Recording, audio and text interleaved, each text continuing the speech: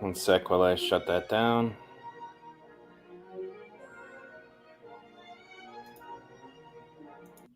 Alrighty. I throw that on so that I can share the link everywhere so that you guys can be aware when I go live, since I don't always actually get the notifications that I'm supposed to get. That was the patch I used to wear in my jacket at Occupy Detroit. I found it a while ago sitting in my stuff. It was kind of a blast from the past. So I don't really plan to do a lot of these. I know I'm actually getting a lot of messages from people that are irritated that I'm even giving LiberalDan the time of day. I do think it would probably be more productive at some point to have a live conversation. The problem really is just that it's it's problematic to do that on your own show. But the problem is I'm very picky about moderators. Like, I want people to literally just turn off people's mic if they keep talking past a certain point. Actually make sure that the conversation is really, really, really clear. So if you haven't already, please like and subscribe, guys. Help me with that algorithm. So, I've done a series of written replies on his video, but I decided it would just make more sense to just go ahead and do this and take it from there. Take a looky.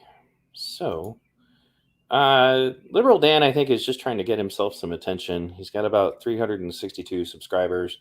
To give you some background, he was one of the few anti-Kyle Rittenhouse people who would talk in my chat during the course of my coverage of the Kyle Rittenhouse incident. That's how I encountered him. So, was where it all started, I guess, would be the word to use.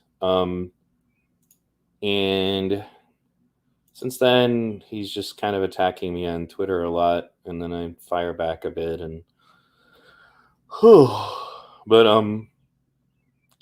so that was the background on it, because people are asking me who he is. I think the veterans in here who joined my channel during the time when I was streaming more Kyle Rittenhouse stuff would be familiar with him, and ironically, he's going to talk a little Kyle Rittenhouse, at least a little bit, over the course of this video we're going to go over. But my biggest problem right now, and I plan on doing another reply to his other video, a couple of my other videos later, is just that he dishonestly replies to things that I say. And sometimes if I give evidence to something, he'll invent context that is not in what I said, or rather what I was quoting, so far as links to sources and source articles, for example, about critical race theory. He surmised, even though there's absolutely no reason to believe that, in one of my reviews of critical race theory literature, that the person in question was just criticizing Black nationalism or something to that effect, and they're not. That's the point.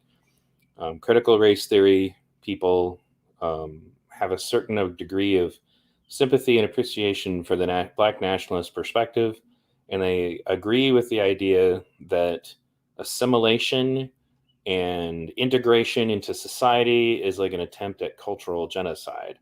I brought up that that's what the documents say. I quoted the more relevant parts, and then he just goes on to invent context that isn't there to suggest, well, no, they were just talking about it, or they were comparing it or something. They weren't, endorsing it. And I told him, I'm like, read the article.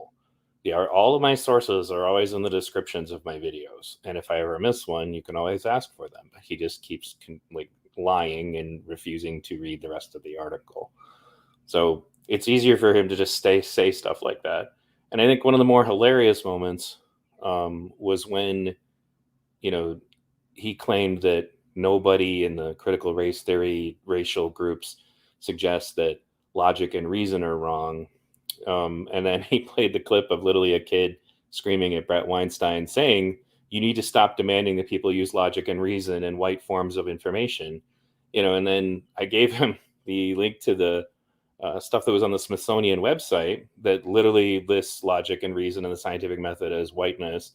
And then he kind of shifts a little bit uncomfortably. He's like, oh, that's kind of weird. And then he desperately looks for some way to go around it. So he's like, well, they apologized for it. And I'm like, yeah, but they didn't retract it. they still stand by everything that was in it. I remember reading that same website around the time they took the flyer down, and they said, like, it's not that we're saying we don't agree with it. So when it's in it, it's just not having the effect we had hoped for, was basically what they said. So they didn't retract it. They just said that, they apologized for the fact that it offended anybody, because it made some black people angry too, which is the only reason why they even cared. There are things like that went on in that video, and I'll go over that in more precise detail later. But he just has a tendency to invent extra context for things to try to make excuses when I provide, solid evidence about different things that are going wrong in the left right now. So he also tries to cast doubt on whether or not I am leftist. I get that bullshit all the time. But you guys, I've been straight up with you about what I believe and what my thoughts are. And I have a video literally on my channel right now to explain to you why I supported Bernie Sanders. I have the video about why I feel that the minimum wage needs to be raised, things like that. And some of the first videos on this channel are literally specifically about Bernie Sanders, because I was arguing with Jimmy Dore at the time, who continued to say that Bernie Sanders wasn't doing enough. But Jimmy was coming from a perspective of ignorance of how much one senator can really do. Unfortunately, there isn't very much. And because I worked for Senator Mike Gravel, I actually called him around that time and was like, is there any truth to any of this? And Mike Gravel at the time, who was like a 60s Vietnam era senator, was like, that's bullshit. So this elderly man on the phone telling me that it's bullshit. But I get it. I just don't care. It's one of the problems right now on the left is that they think they can gatekeep and insist that we adopt all of this other shit that has nothing to do with the core left policies. That's not how it works. Leftism is supposed to be theoretically about people should work together to take care of each other. That's the core of it. And that doesn't have to include all of this other nonsense about, dividing ourselves up into various oppression groups and all that. And sometimes he kind of tries to mock my participation in Occupy. And that's something also that Kevin Glowicki did, which was more ridiculous when he did it and made him look like a complete idiot. But the problem is that Occupy was a left-leaning protest that went on for a long time and enjoyed widespread support from the right and the left, whereas the current left activism does not. So where are they going wrong? That's kind of at the core. And one of the major things is I've been discovering recently in my research about the Weather Underground and their links to the violent activism that is going on. There were factions at the time when I was in Occupy that wanted us to become more violent. And they just, we just kind of, I don't want to say we ignored them, but they were very much there and very much trying to manipulate things behind the scenes. Antifa would follow us around and throw bricks into windows and stuff, and we would have to, do press releases saying that wasn't us and we're not interested in that. But I've talked about that, different videos. You guys can check those out. So anyway, I figured this would be more a better use of my time to go ahead and reply to this. So I did do a little research. So let me go ahead and actually answer this directly. I'm not sure I mocked you for being an Occupy. I'm questioning why Occupy may have failed if they really rejected the discussions of intersectional oppression. This is an example of you kind of like not getting the point. So let me get here on this, is that Occupy fell apart because of the intersectional bullshit. That's literally what destroyed it. Because then people's viewpoints on, as to whether or not they were valid started to become based upon how many oppression groups that they could layer on top of each other in this thing called the progressive stack. So if you were black and gay and trans, suddenly everything you say is more valid than anything that anybody who is not as oppressed as you are says. Oppression became literally your currency, your social hierarchical place. And if you happen to be saying something absolutely fucking ridiculous and you were one of those people, you were just supposed to be treated with deference. Like, what you're saying is automatically right. Which is why, like, when I was discussing this issue with you on Twitter, and Sorry about that. I just saw that. I wasn't even looking. Thanks, Polyfrog. Please take some shekels for the revolution. Oh, also, Google's AI now has the intelligence of an 8-year-old. Look it up. If you don't believe me, the singularity rapidly approaches. Praise the machine. Thanks, Polyfrog. Anyway, what I was saying is that the intersectionalism and the idea that we need to divide ourselves up is what destroyed Occupy. And I have evidence to that effect because you can see exactly how it was implemented. It was also one of the things that Hillary Clinton literally tried to use directly against Bernie Sanders. And it worked because people could get divided up into their own petty specifics rather than just raising up everyone, which is what classism versus, the super elites are supposed to be about. And then it started instead to turn into no, there isn't any classism, don't be a class reductionist. Now, everything is actually racism, and the suffering of poor white people is just not really relevant because they're actually still privileged, even if they're single moms living in a trailer supporting 4 kids by themselves. They're still part of the oppressor class. It's just absolutely stupid. So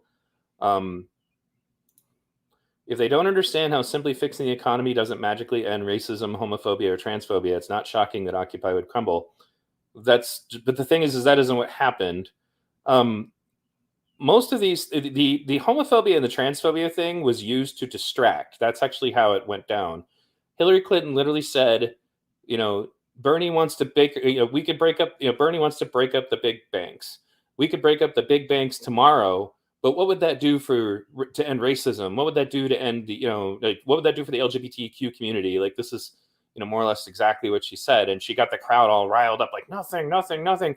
So it needed to become more important to deal with all of these other problems, which are actually symptoms in most cases of the poverty, than it was to deal with the poverty. So that's exactly where it was.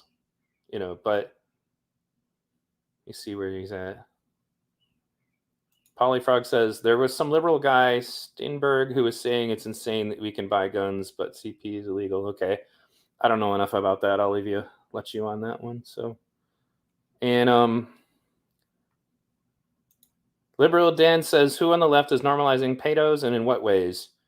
They're literally walking around with signs with Joseph Rosenbaum over their heads. Like, that's a thing that's happening. We're going to get into some of that in this video. So anyway, all right, guys. I'm going to go ahead and waste some time. Let me play his video. And I have also, one of the reasons I didn't go right away is I went ahead and pulled up some links that'll be necessary.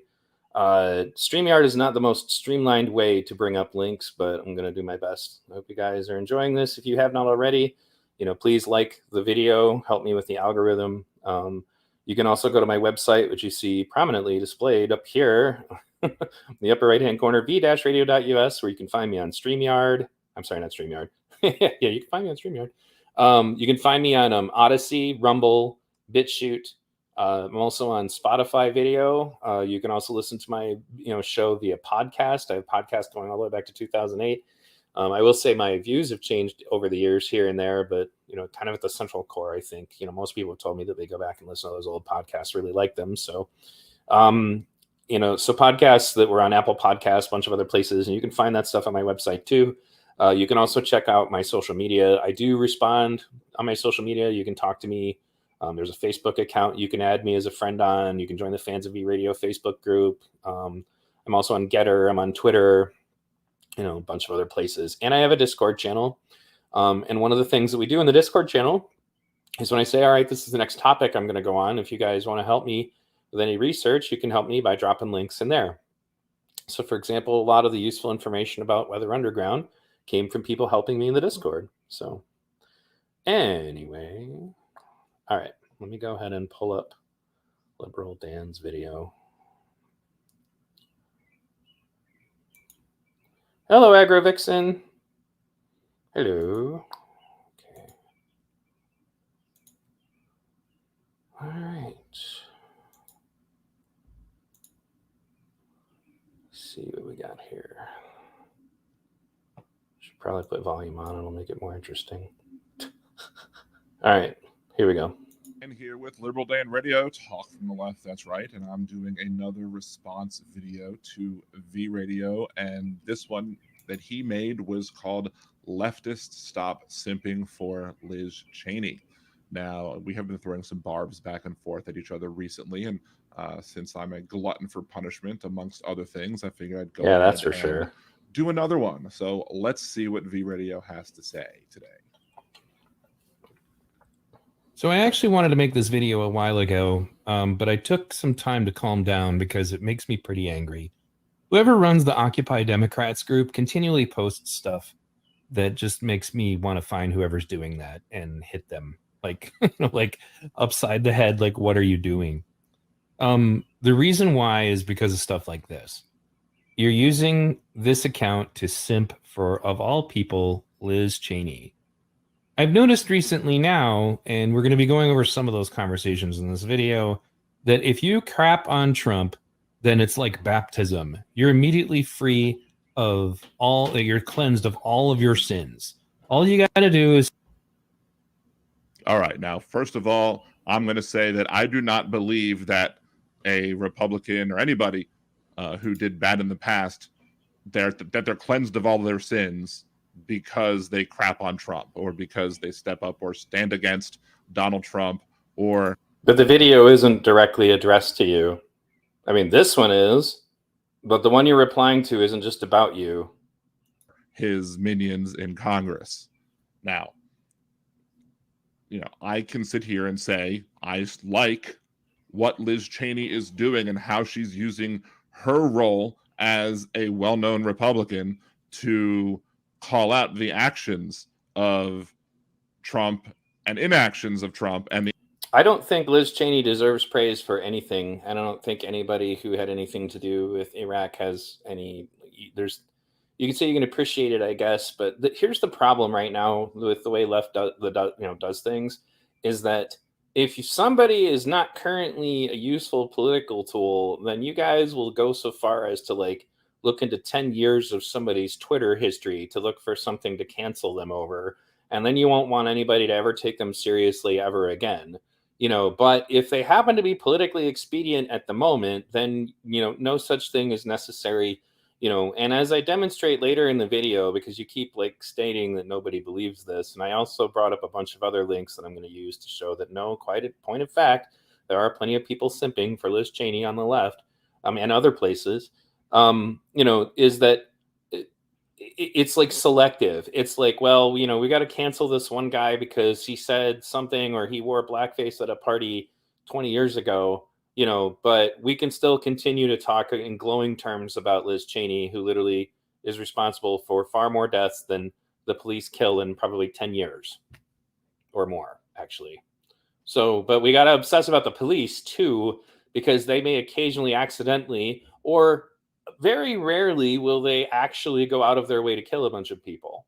The anti-police position is without any kind of flexibility whatsoever, but the death toll in Iraq is still going on, and it's way fucking higher. This is what I mean by prioritizing, and the fact that you guys can selectively decide when you should cancel somebody and when you shouldn't. And this is the reason why nobody takes you seriously. And when I refer to you guys, I'm referring to the people on the left who have allowed themselves to become completely irrational and illogical in all of their responses, making the rest of the stuff that we were making headway with convincing people maybe they should consider look ridiculous. That's really what's going on here.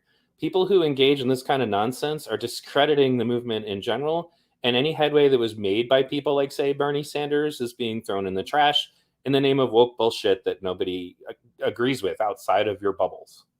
So let's continue. The actions of others who supported Trump on January 6th and before.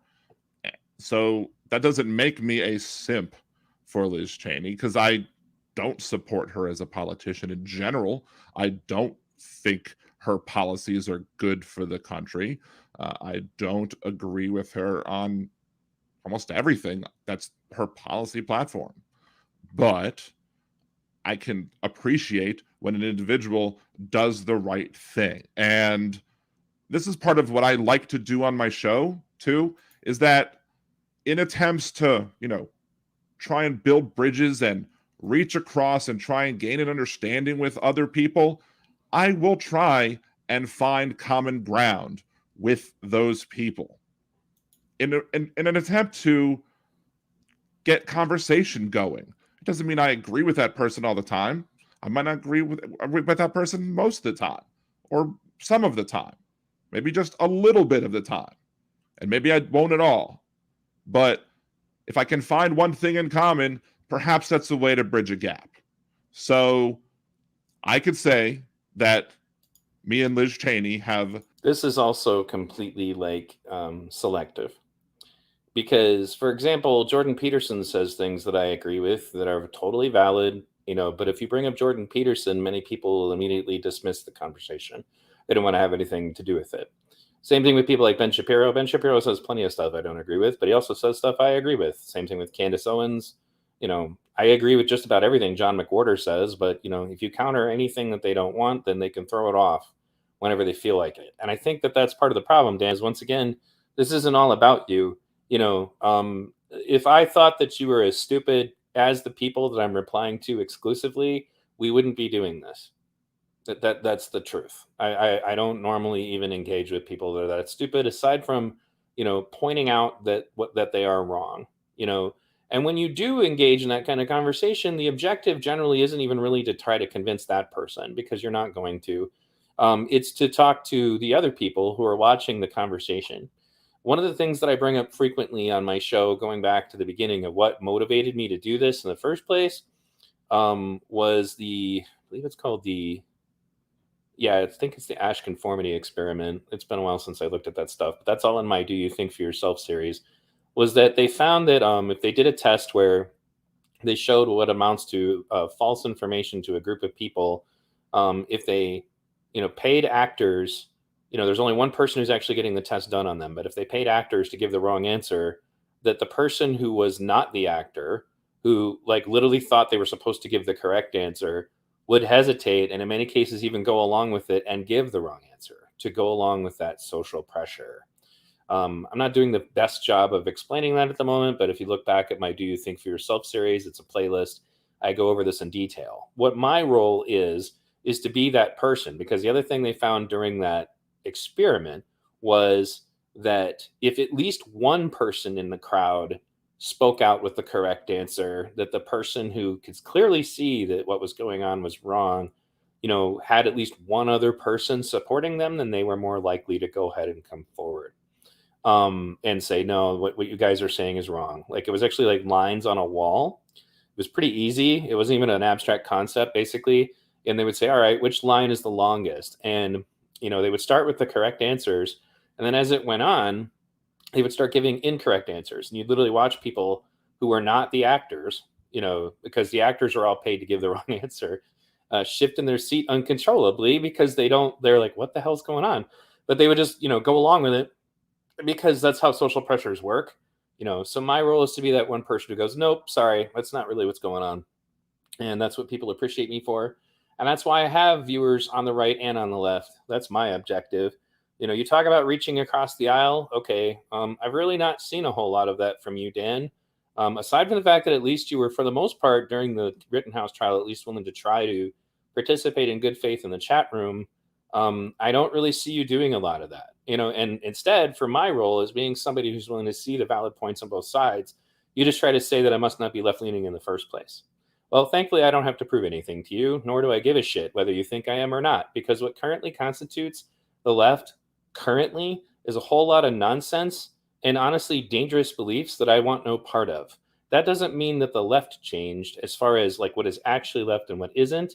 It means that what is currently called the left is actually like a caricature and a shadow of its former self that is being co-opted for the purposes of radicalization. But we can get into that at another time. At least one thing in common: our disdain of Donald Trump and his actions and the actions of his supporters on January 6th. But she only gives a shit about going after Trump now. Like, that's actually something that was just brought up on Twitter. She voted for Trump on like 92.30%, I believe, or something like that, of everything that he wanted. The Republican Party was just fine with Donald Trump about 1 or 2 years into it when they realized, oh, he was serious about not invading more countries, was when all of a sudden you get people from the Bush administration starting to turn on Donald Trump, almost like without fail. And of course, they would prefer Biden because Biden was their Democrat simp for Iraq. And I did a whole video about that recently. You guys can go watch it, where I bring up the different times that not only did Joe Biden vote for Iraq, he actually continued to defend it well after several other people, on the Democratic side were like, okay, maybe that wasn't such a good idea. And Dan has defended that on Twitter by saying, well, it's just one mistake or whatever. And I'm like, and they were given bad information, like totally, passing the buck over. I'm like, well, that's interesting since Bernie Sanders, Dennis Kucinich, prominent, competent, progressives of the time certainly didn't fucking vote for Iraq. So what is it that they knew that, people like Clinton didn't, people like Biden didn't? I think it has a little more to do with the fact that Joe Biden and Hillary Clinton have both been whores, taking it up the ass from the military industrial complex through their entire careers. I think that's probably why. But let's continue. Does it make me a simp for Liz Cheney?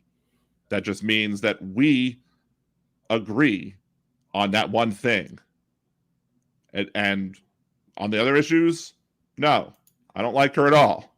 But on that issue, she is doing the right thing. And when somebody is doing the right thing, I will say that they're doing the right thing in order to encourage them to continue doing the right thing. Let's continue. Just help them trash on Trump. Remember what I've said for the longest time, that there's like this weird hierarchy in the woke movement, that if you like, there are things that if you do this thing, then it's more important than anything else. It's okay if you're a rapist, if you happen to have been shot by the police. Okay, now, again, that's not okay to be a rapist. Not at all. Well, I'm glad you think that way. Unfortunately, when people were arguing about this topic, not only did they gloss over the fact that Jacob Blake was a rapist, if you brought it up, you were attacked for being a bootlicker or pro-cop or something to that effect. In addition to the fact that people just simply outright lied and invented a story that he wasn't even committing any crimes, that he was just pulled up and saw these two women fighting and he was trying to break it up. And then the cops showed up and they just shot him while he was just trying to get in his car and leave. Like, they literally invented bullshit. Like, it was a total lie. Like, I have a whole video about that. You can look at it on the channel. It's literally called, man rapes woman, then shows up to steal her car and take her kids, or something to that effect, because that's what really happened. And people lied about it. And then if you bring up what he did now, again, people look at you like being a bootlicker or, you're just anti-black or some other bullshit. Nobody wants to talk about that. That was the point that I was getting at. Jacob Blake was a piece of shit, and getting shot by cops while trying to do what he was doing does not suddenly make him okay. But they gave that motherfucker $1 million. He's a millionaire now for being a rapist who violated a restraining order that his victim had against him while trying to take her car with her kids in it while armed with a knife, resisting arrest, resisting 2 tasers. They tried to tackle him. He would not listen to them when they said to put down the knife. He would not listen to them when he said not to get in the car. That's what really happened. But none of that's important. What's important is black man shot by police because Patrisse Cullors needs another $5 million mansion. Let's continue. But just because somebody is a rapist, that doesn't mean that they should be murdered by police. Right. But it does mean maybe they shouldn't resist arrest. Because it's not just about that one individual who was a rapist. The terrorized... But that's what they did. They burned down the city of Kenosha for that one individual who was a rapist. Effect that happens to black communities when police murder one of them is beyond just what that individual person did with the rest of his life. Yes, the terrorizing effect on the black community when somebody gets shot by the police while resisting arrest because he showed up violating a restraining order that his rape victim had against him. That has a chilling effect on the black community, as you're putting it. This is the exact same bullshit that came out of the mouth of the BLM protesters when they broke an elderly man's jaw for trying to defend his business in Kenosha. They literally said the same shit you're saying right now to justify what they did. as if breaking an innocent elderly man's jaw was justified, and looting his store was justified by the fact that somebody was shot by the police while resisting arrest after violating a restraining order that his rape victim had against him. Why am I repeating that? Because that's the piece of information that people just don't want to talk about. They were literally doing all of this supposedly in the name of righteousness because a piece of garbage got shot by the cops while resisting arrest with a knife in his hand. That's what really happened, Dan. It wasn't noble, it wasn't cool, it wasn't okay, and it doesn't in any way help the Black community at all. So it's more than just, oh, he was a criminal. It's who else are they going to do that to? That's why it's a big deal. Because, yeah, in my mind, I couldn't care less what happens to rapists in a vacuum. But when you expand it out of the vacuum and you see the terrorizing effect that they might have on the community because deadly force was used when it wasn't supposed to be, then that's my issue. Trying to force it to you're supporting a rapist is completely missing a lot of the argument that's made on that issue. No, what's being omitted, and I believe I say that down here, what's being omitted from the issue is what he was doing. What was being omitted from the issue is the fact that he was, in fact, resisting arrest, was armed, children were in the situation. That was what was left out of the argument. That's the part that gets omitted. It gets omitted every time they create a new saint for them to use for their fundraising purposes. It doesn't matter where they come from. It's all about, well, he got shot. He got shot. Like, here it is. It's not. But Jacob Blake was canonized as a saint and made a millionaire with donations for showing up at his rape victim's house, violating a restraining order she had against him, and taking her car with her kids in it. Nobody talks about that. This is what's being omitted. This is the information that's being omitted. And it usually is, I might add. Usually. And frequently we keep ending up in situations like the shooting that just happened, with the Black girl who had a fucking pistol in her hand. They incorrectly reported that she was unarmed, all in an attempt to try to push the fervor, to push the narrative. They're desperate in this way. In the same way that all mass shootings are carried out by white males, yet the last, 7 of them, only one of them was a white person, and they get quiet about that. Just like Daryl Brooks, it wasn't a black man who ran into a Christmas parade. It was an SUV. Literally, that's what they said. Like, they were so desperate not to reveal what his race was because it doesn't go with the narrative. So, anyway. And this is why I believe that the radio makes some very bad conclusions, because he's trying to erect straw men. He erects the straw man of... It's not a straw man. They say it all the fucking time. They're still saying it. He's still a millionaire. That's what happened, Dan. If you commit rape, that's somehow forgiven if you're shot by the cops. No. It was, though. They made him a millionaire. They still talk about him. Justice for Jacob Blake. They still do that right now. Justice for Jacob Blake was served in that he got shot. The injustice would be that he became a millionaire for showing up at his rape victim's house. That's the injustice of the situation. The left doesn't talk about this because they look really fucking stupid for, simping for this guy, for hurting innocent people on his behalf. That's actually what happened. That's not forgiven.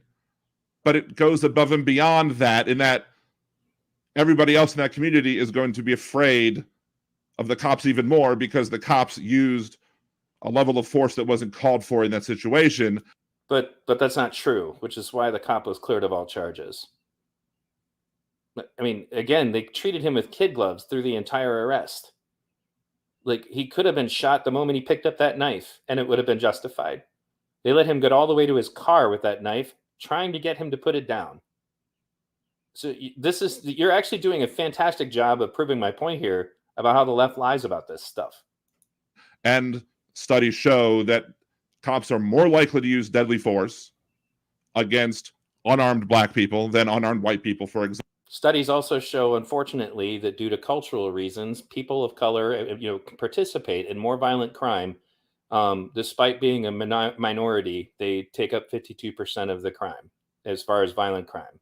I go over that in my Truth About Police Shootings. You can go tune into Strategic Eyes channel, and he goes over this all the time. He happens to be black and a police officer. And a liberal, I might add. He voted for Bernie too. So you can go talk to him. He'll tell you the same thing. Example. So it's not that we're simping for rapists. It's that we're against bad police behavior. But it wasn't bad police behavior. It was bad his behavior. That's the thing. Nobody talks about that.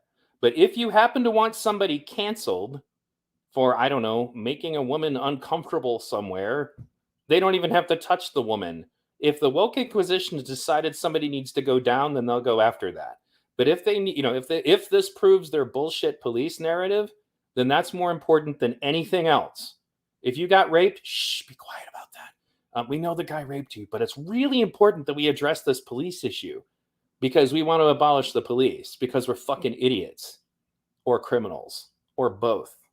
Let's go on. Well, unarmed. It's okay if, you are a rapist of children as long as you were one of the people who attacked Kyle Rittenhouse. That's the kind of... Again, nobody is saying that it's okay to molest children or commit crimes against children or anybody else for that matter. But if people believed, like many people did. No, they did, dude. They said it just wasn't important. Or they said things like he served his time. If you wanted to go so far as to suggest that it's important that he got killed while attacking Kyle Rittenhouse, okay. Do you walk down the street in masses of people with pictures of this guy's face over your head? Because that's what they did, Dan. That's what they did. And that's why I said to you in your comments, how do you think the victims, and let's talk about the victims for a second. He forcibly raped 5 boys between the ages of 9 and 11 years old. But now he's a hero. This is another example of why I brought this up, because you can be a hero as long as it is currently politically expedient. Your sins are washed away. Nobody wanted to talk about the boys he raped. And in fact, they lied and claimed that he hadn't raped anyone, and people had to get the evidence. They lied and said that he was not a child rapist and that there was a right-wing conservative talking point, and it proved that they were wrong. They lied. And some people still lie about that. I still have to send people links to his police record because they still lie about that. This is what I get at when I say that there's enormous amounts of bad faith from the perspective of the left-leaning activists right now. In what way does it serve your credibility if you want to talk about something that's actually worth talking about, like, say, Medicare for all, if you're going to lie about whether or not someone was a rapist or a child rapist? And that's the kinds of things they do. This is where the problems lie, Dan. Let's continue. Did that Kyle Rittenhouse used his weapon in an unlawful way, and I'm not going to rehash that here, but yeah, people probably who a good idea, believe that Kyle Rittenhouse used his weapon in an unlawful way, it doesn't matter who his shooting victim was. Whoever he shot, whoever he killed, it's still an illegal use of a weapon in their minds. Now, he was found not guilty, so under the law, he is treated as if he's innocent. And that's the way our system works, so be it. I predicted on this show that he was going to get acquitted because the prosecution in that case was absolutely terrible. But again, we're not going to relitigate that here either. Point is that... No, I'd love it if you tried to do that. That'd be fantastic. Aside from the fact that that's an argument that was lost a long time ago. The prosecution was terrible because they tried to prosecute him in the first place. And they did it for political purposes. They didn't have a case. There wasn't a better way to prosecute that, short of lying more. And they lied. and they did their best to try to misrepresent evidence. There was all kinds of misconduct. They literally at one point tried to get a witness to falsify his testimony. That was proven. So they were desperate for it. What you really should be thinking about, Dan, like I said in my video about why do they need him to be guilty, is that people on your side of the aisle here just wanted him thrown in jail or killed just by virtue of the fact that he shot people that they agree with. They didn't even care about the facts of the case, and many of them still don't. Don't you remember the tweets of, wait a minute, you mean he didn't shoot any black people? Because they literally believe that he did. And I still see that on Twitter on a regular basis. He shot black people. This is the state of the left, Dan. If you want to do some work for the left, do what I do. Clean up the fucking mess of misinformation and bullshit that's going on while they're pointing the finger at the right for misinformation. Not that I'm saying the right doesn't ever participate in misinformation. Liz Cheney is certainly a perfect example of that, huh? But her misinformation that got, hundreds of thousands of people killed, not really as important as shitting on Trump. Let's continue. If you try and claim that Kyle Rittenhouse had bad actions that day, committed bad actions that day, and the person who he committed those actions against happened to be a child predator, that doesn't mean you're excusing the predatory nature of that individual. That doesn't mean you should walk around with signs with the bastard's face on them and call him a hero. That's what they're doing, Dan. Google it. I've done several videos on the topic. One of them specifically is woke rape culture, which is a reference to the fact that there is a rape culture on the woke side, which is your rape is just not as relevant as our agenda. That's why it's believe all women unless it's Tara Reade. It's the same bullshit. When it was Justice Kavanaugh, no, believe all women. Everything this person said, it's got to be true. Then it's Joe Biden. Watching Rose McGowan bitch slap, Alyssa Milano about that was fucking hilarious. Watching Crystal Ball, another progressive, do the exact same thing, fucking hilarious. This is what I'm getting at. It's inconsistency. It shows corruption, and it shows an inability to think clearly. If you're so tribal to the point that, the truth is just optional to you, why should anybody listen to anything else valid that you may have to say? It's bad optics and it's stupid. That's the reason that so much of the activism that is going on right now is literally having the opposite of the intended effect. It means you're criticizing the actions of Rittenhouse. Let's go on. Kind of absurdity that goes on, and this is definitely no different, particularly considering the fact that it wasn't even that long ago, but a couple of weeks ago, that the left was screaming stuff like this, which is exactly, ironically, actually put out by the same stupid account. Thoughts and prayers are useless to dead children. Because the issue of dead children is really important, unless we're talking about, ones that live in the womb, or perhaps these children. All right. I don't know what V Radio's stance on abortion is. And he says he's going to make a video perhaps someday explaining it. So let me give you a quick version. Okay. Here's my stance on abortion. I had plenty of sexual partners, particularly during my middle, mid-20s, when I was still physically attractive in the generic sense. I worked at the Renaissance Festival.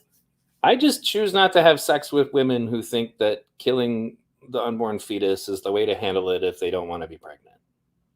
It's like this. I think that, how best to put it? We as a society have divorced the relationship between sex and reproduction. And I'm not saying you can't have sex for recreational purposes. I certainly did plenty of that. But I never had sex with anybody that I felt, I talked to them about it. Literally, it was a thing. I would say, hey, what happens if you do get pregnant? And if I didn't like the answer, I just didn't have sex with the person. It's kind of like going shooting. if you're going to shoot your gun recreationally, that's a thing, but you recognize that the purpose of a gun is to use a projectile, that will go fast enough that it could seriously hurt a third party who has nothing to do with your recreation with the gun.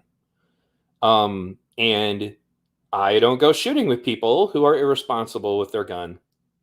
And yes, that has puns that kind of make it clear that way. But I think that, pro-choice before conception is probably a good idea. That's when, that would be it. And so my answer to it is I'm not going to make a woman one way or the other, do something about it. But even libertarian Ron Paul was pro-life for that reason. I mean, he was also an obstetrician and, literally walked in on a partial birth abortion once. I don't know what your stance on partial birth abortion is. I think if I walked in on that, I'd probably, kill the people involved. That's where the problems lie. And some of the behavior of some of the pro-life people who are freaking out over the Roe v. Wade thing is just abominable. So that's my take on it. I'm not into pushing women around on it, but at the same time, if that's how you feel about it, then I will take the responsibility. Like, all right, well, I'm not going to risk the possibility that a child might come out of this if I don't, if we don't agree on how to proceed, and that's my stance. I could do a more detailed video about it later, but at the end of the day, that's really what it's about. One of the reasons I didn't really talk too much about the Roe v. Wade thing is that it isn't going to change my view of it anyway. So there's your answer. That he brought up kids in the womb, I don't know, just makes me question even more his claims to be a leftist and progressive or whatever. But like, I will allow him to make whatever video he's going to make on that. He'll allow me and see how he describes his view on abortion before I do any more judgment on that. Let's continue. It's no more dead kids unless we're talking about Iraq. Unless we're talking about something that for some reason you have the privilege not to recognize as a problem. This is why I wouldn't vote for Joe Biden. It's why I wouldn't vote for Hillary Clinton. And it's why now, watching all of you salivate as you stick Liz Cheney's corn cob in your mouth. Okay, again, nobody's sticking Liz Cheney's corn cob in anybody's mouth. It's just that we like what she happens to be doing in this particular instance. That's it. Now, the idea that you would... So one of the problems that goes on throughout the course of this video, and I put this in the comments in your video, you make some statements here that nobody is saying this, nobody is saying this, nobody is saying this. You are literally the kind of person that is the reason I take screenshots of these conversations, because I get that shit all the time. Just like nobody's saying abolish the police. Remember that? I do. And now the three founders of, BLM sitting in their $6 million mansion were toasting to each other over their expensive meal, laughing at people like you that they duped into believing that they just wanted to defund. Remember that? I do. So I take these screenshots specifically, and I show these screenshots later. And what you're going to do is you're going to try to wave them off and say, well, you might have found a few people. So I went and found some more articles and things like that, but we'll get into that later. Wouldn't vote for Hillary Clinton. You wouldn't vote for Joe Biden because you believed that, that they were going to be bad for children in other countries with what you believe is their hawkish policies. Do you forget that Donald Trump said that we should go over to the Middle East, take their oil, and that we should... So I'm trying to research into what you're talking about. I've seen no such links. But I didn't vote for Donald Trump. Here's the difference. Donald Trump said that he was going to get out of Iraq. He openly stated on stage to Jeb Bush in hilarious fashion that Iraq was a mistake. He didn't try to defend it the way that Joe Biden did, the way that Hillary Clinton just kind of gets quiet about it. Hillary Clinton within the Obama administration had the reputation for being the most hawkish person in the staff and generally favored all of the most pro-war perspectives. And that's because she's a neoconservative. She's a whore for the military-industrial complex. And the neoconservatives the Project for the New American Century think tank literally believes we should just invade these countries and install puppet governments so that we can more or less make decisions about their resources. So that's what's going on. It's not just a weird random opinion. And my opinion was reinforced by my mentor, Senator Mike Gravel, who used to talk to me about the details on things like this, because he fought against the military-industrial complex his whole life. So yeah, I stand by that statement, and you can watch my video where I bring up, George Bush having a Freudian slip where he's about to be talking about Ukraine, but he accidentally says the brutal and unnecessary invasion of Iraq, which was fantastic. And I also bring up the video clips of Joe Biden saying it was the right vote, then, and it would be the right vote today because he was defending his Iraq war vote. So I don't know what he's going to do now. That kind of remains to be seen. And I think it's largely just because of the fact that a lot of the resources are not there. But at the end of the day, I didn't vote for Trump, nor would I. But he didn't invade more countries. Another person to point that out that I worked for was Jesse Ventura.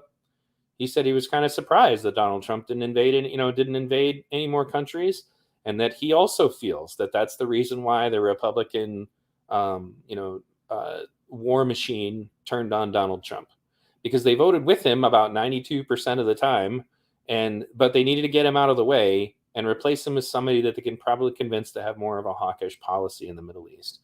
Liz Cheney has never changed her position on any of that. Threaten force against the families of terrorists to scare them into no longer being terrorists. That is terrible. Now, he may not have done that as president in his 4 years. I mean, he may not have gone and seized the oil. But the thing is that when somebody tells you who they are, you believe them. He told us that was what his policy was, which is much worse than anything that Clinton or Biden said they would do. But yet you would vote in a way that made it more likely for Trump to get elected. So I don't care. Spare me the save the kids, except for the kids over there. This bullshit of you voted in a way that would make Trump more likely to be elected is one of the reasons why modern politics, particularly in the progressive view, is absolutely fucking ridiculous. If you're going to vote for somebody on the basis of which one of them you think is worse, neither of those candidates, whether it was in 2016 with Hillary or 2020 with Biden, was really any better. Everything else is a fig leaf at this point. The Trump hysteria is about things that he said that oppose their views on the culture war. That's really what they have at stake here, which is why they don't give a shit about anything else short of getting rid of Donald Trump. So I guess let's go over that for a second. The whole, I voted in a way that would make him more likely to get elected, as if that's an endorsement. It's not. But I'm also not on board with anything that Hillary would propose. I'm also not on board with anything that Biden would propose. And we were told as Bernie supporters to just get over it. That was a long time ago. Who fucking cares? That's some other country. We don't care. Was basically the kind of callous attitude that they had about it. I will not apologize for this. Eventually, we have to stop giving them our votes when they don't fucking deserve them. Period. Because the bar just keeps getting set higher and higher. Just a little higher, a little higher. What is the next shitty candidate you'll accept? Just a little bit higher, just a little bit higher. If you remember some of my earlier videos, specifically about this topic, where literally people said that Joe Biden raping Tara Reade was just not as important as defeating Donald Trump. That was a real thing. People really said that. Okay? This is what I mean by Trump hysteria, and you're going to bring it up later, and I'll go over it again then. But no, I'm not voting for a rapist. I'm not voting for somebody that I pretty much think is a child molester based on watching videos of him put his hands on girls who very clearly would like him to stop. This is another example of woke rape culture. If you were to make a comment that makes a girl uncomfortable back in 2012, then you need to be fired and have no life ever again. You should just be persona non grata, never touch, never this. But if you're Joe Biden and we got to beat Trump, irrelevant. There are things that are in videos, raw videos of Joe Biden doing to girls that are about my daughter's age that if I ever witnessed, I'd end up tackled by Secret Service. Because there's no fucking way I would just stand there and do it. And then, the Democratic senator who came forward probably hoping he was going to get a cabinet position literally goes, "Oh, no, she wasn't in any way uncomfortable." I'm like, no, she was. The body language spoke volumes. And the fact that they could bury shit like that and just say, well, just vote for him anyway, vote for him anyway. No, fuck you. It's not happening. I'm not voting for anybody who voted for Iraq. I live in the Detroit area. I know what NAFTA did to our economy. I'm not voting for anybody who supported that. So that's Clinton in 2016 and Biden in 2020. I'm not. And anybody who does those things are going to continue to do those things. There has to be a line in the sand drawn somewhere. I draw the line at rapists. Sorry. If that's too much of a bar for you, whatever.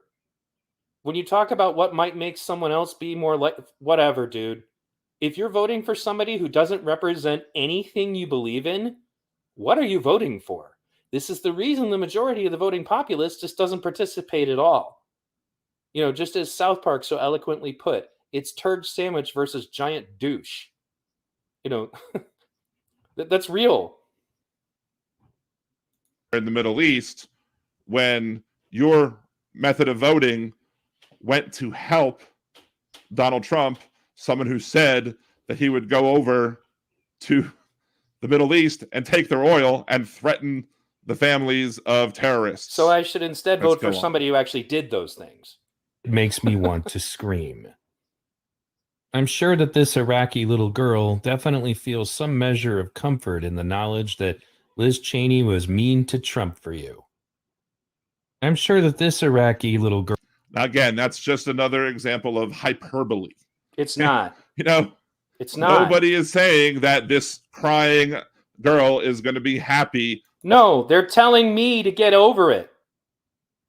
I'm not going to get over it, Dan. I didn't sell out. I'm still an anti-war activist. These people are still real to me. It's not hyperbolic. People are literally saying, get over it, like it didn't happen. Over Liz Cheney doing that, she probably doesn't know. And no, she knows.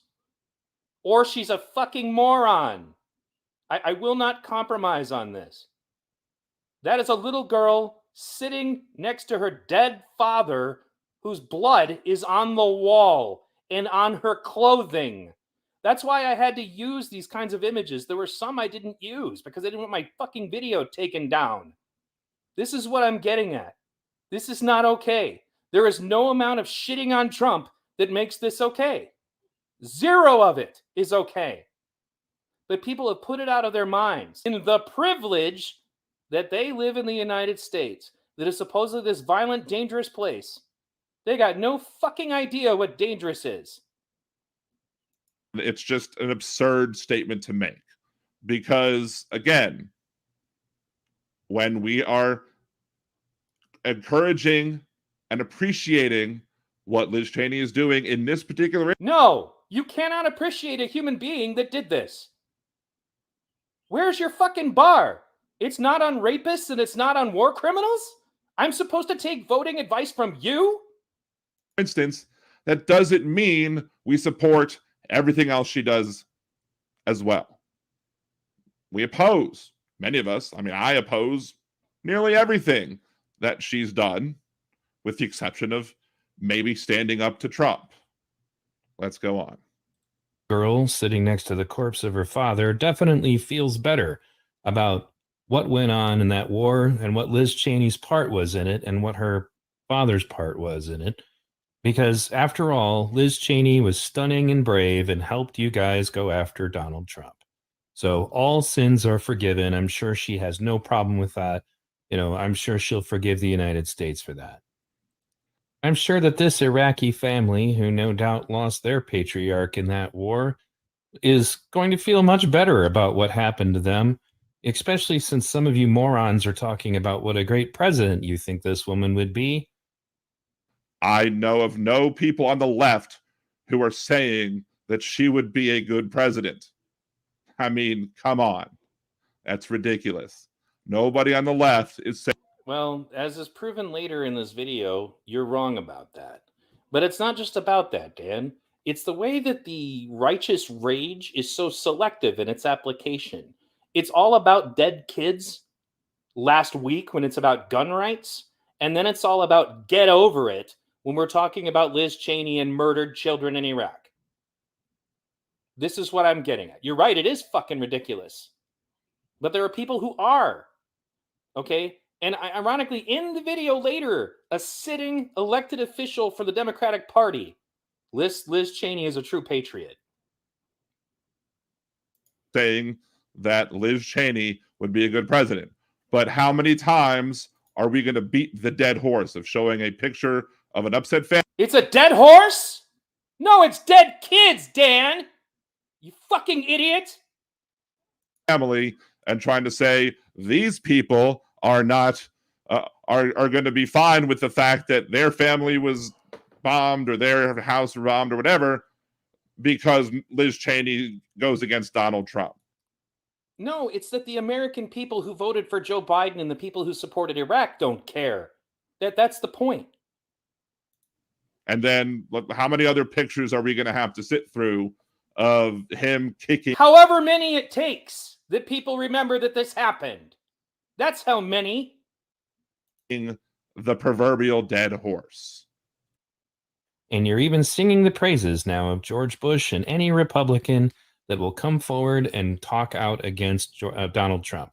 Because, I mean, we appreciate it when the people who are part of the Republican Party say, this Republican is doing stuff so bad that I need to oppose this Republican. And again, that's a good thing for them to do.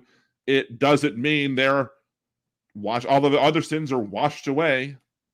That's not what that means. Again, this is another straw man erected by V Radio.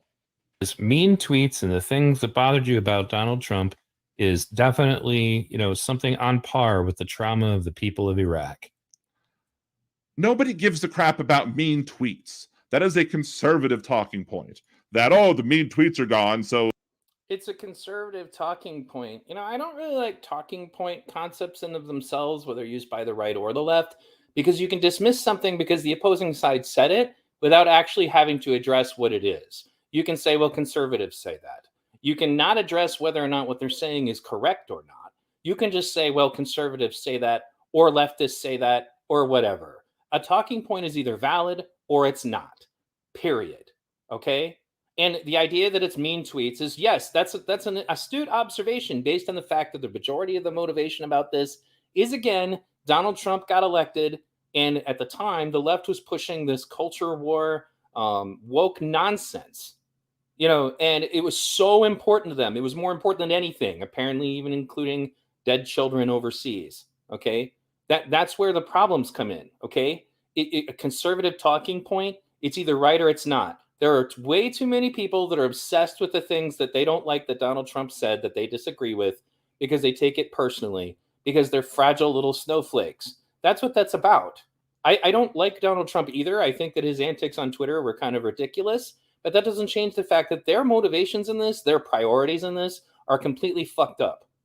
They're totally motivated by the wrong reasons.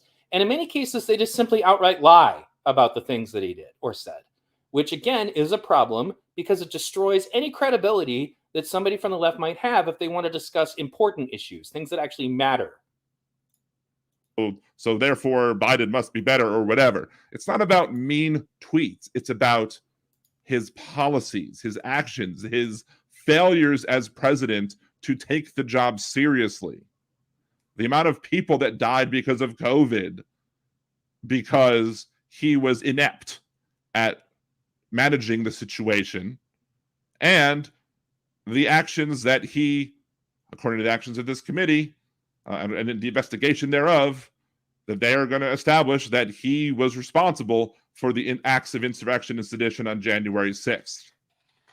It's not about mean tweets, putting it down to mean tweets and other things we don't like is a gross undersimplification of the issues that we have with Donald Trump. And yes, again, we're going to applaud the people who stand up against him, especially when they're from his own political party. No matter what else they did. That doesn't mean we forgive those people for everything else that they did. But you are. That's the thing. Again, you're talking in response as if this was directly said to you. You've acknowledged, and you do acknowledge later, that some of the people in the screenshots were obviously morons. The problem is that there's plenty of these morons to go around. It doesn't take me too much time to find more. I found more on Twitter that I'll show you later in the video. Obviously.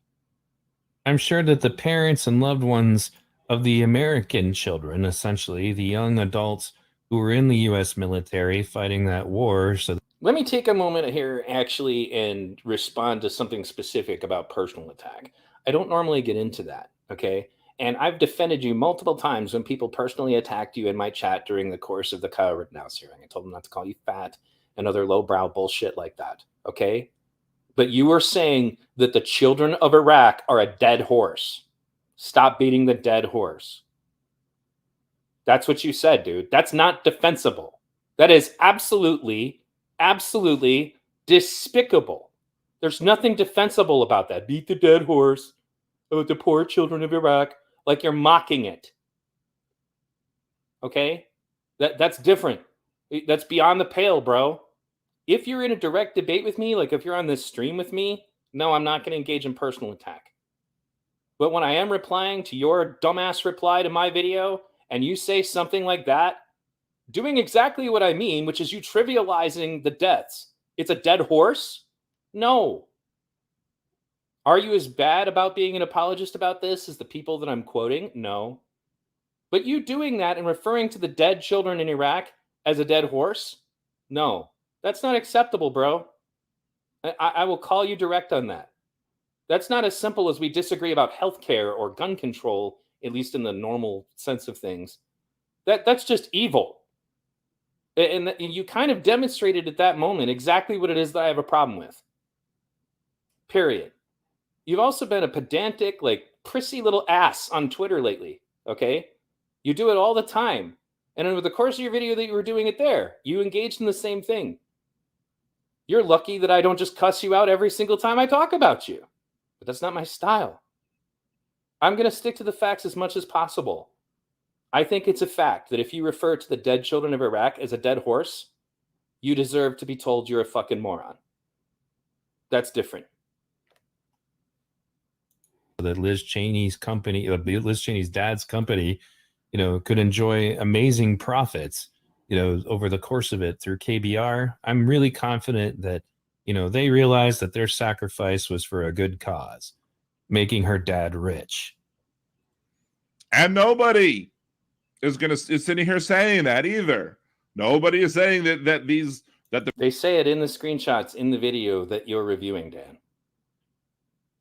The people who lost their lives so Halliburton could lose $6 billion on top of the rest of the insane profits that they made off of the Iraq war. Nobody's saying that the deaths of those soldiers were justified. Again, that's kind of the point, Dan. Nobody wants to say that. They don't want to talk about that. Just like they didn't want to say it about Biden and his part in Iraq or Hillary and her part in Iraq. They're not talking about it. It's not relevant. And if you try to bring it up, you're told to give it a rest or to shut up. More hyperbole, more straw man arguments coming from V Radio. It's not a straw man. Literally in the video that you're replying to, I give evidence that people said that. You're lying. Oh. But hey, I know you didn't mean those kids. You meant the kids who died at the recent school shooting, which was a tragedy, but in typical fashion of the privileged, for some reason, get over it. That was a long time ago, non-anti-war activists that have taken over the left. The dead children of Iraq are invisible. And the dead children of Iraq shouldn't be invisible. We should not be going into... But they are. Combat situations when we don't have to. That's great. I'm glad you picked up on that. And we should be making sure that we don't have any casualties beyond what might be done, like when the bad people use children and their families as human shields. But we should be minimizing the casualties of innocence everywhere, in America and abroad. So the death of innocent children is always horrible and will remain horrible, and we should always make our policies so that it's less likely to happen to a ideal of 0. So when people oppose, talking about that, how are we going to get those changes, Dan? When people are calling the Bush administration heroes and true patriots, how are we going to get those changes? Because they're not. They act like George Bush is cute now. Anybody who opposes Trump is suddenly on the team.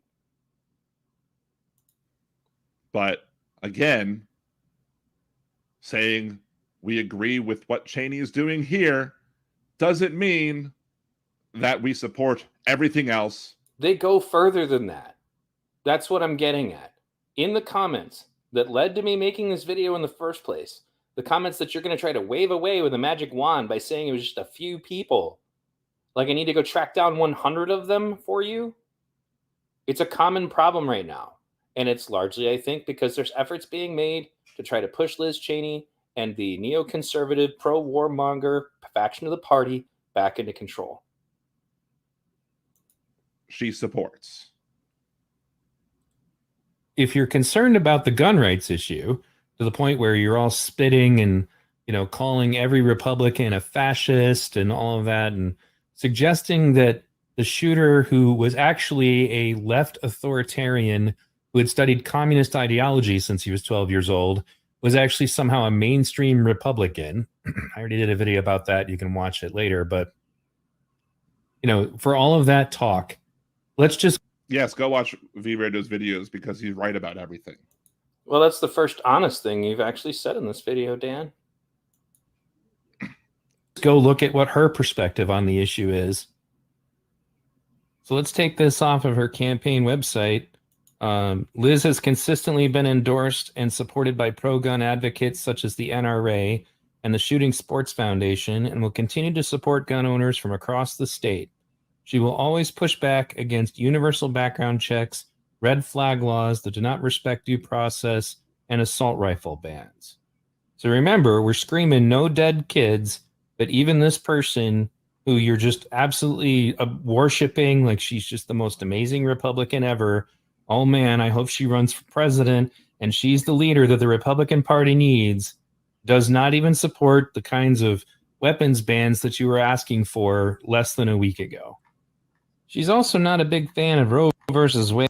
And again, the fact that we might applaud Liz Cheney for standing up to Donald Trump and the other Republicans in her... Okay, Dan, the fervor and absurdity that went on where you label any gun owner as somebody who has the blood of the dead children of Buffalo on their hands, that's the kind of words that were being used, Dan.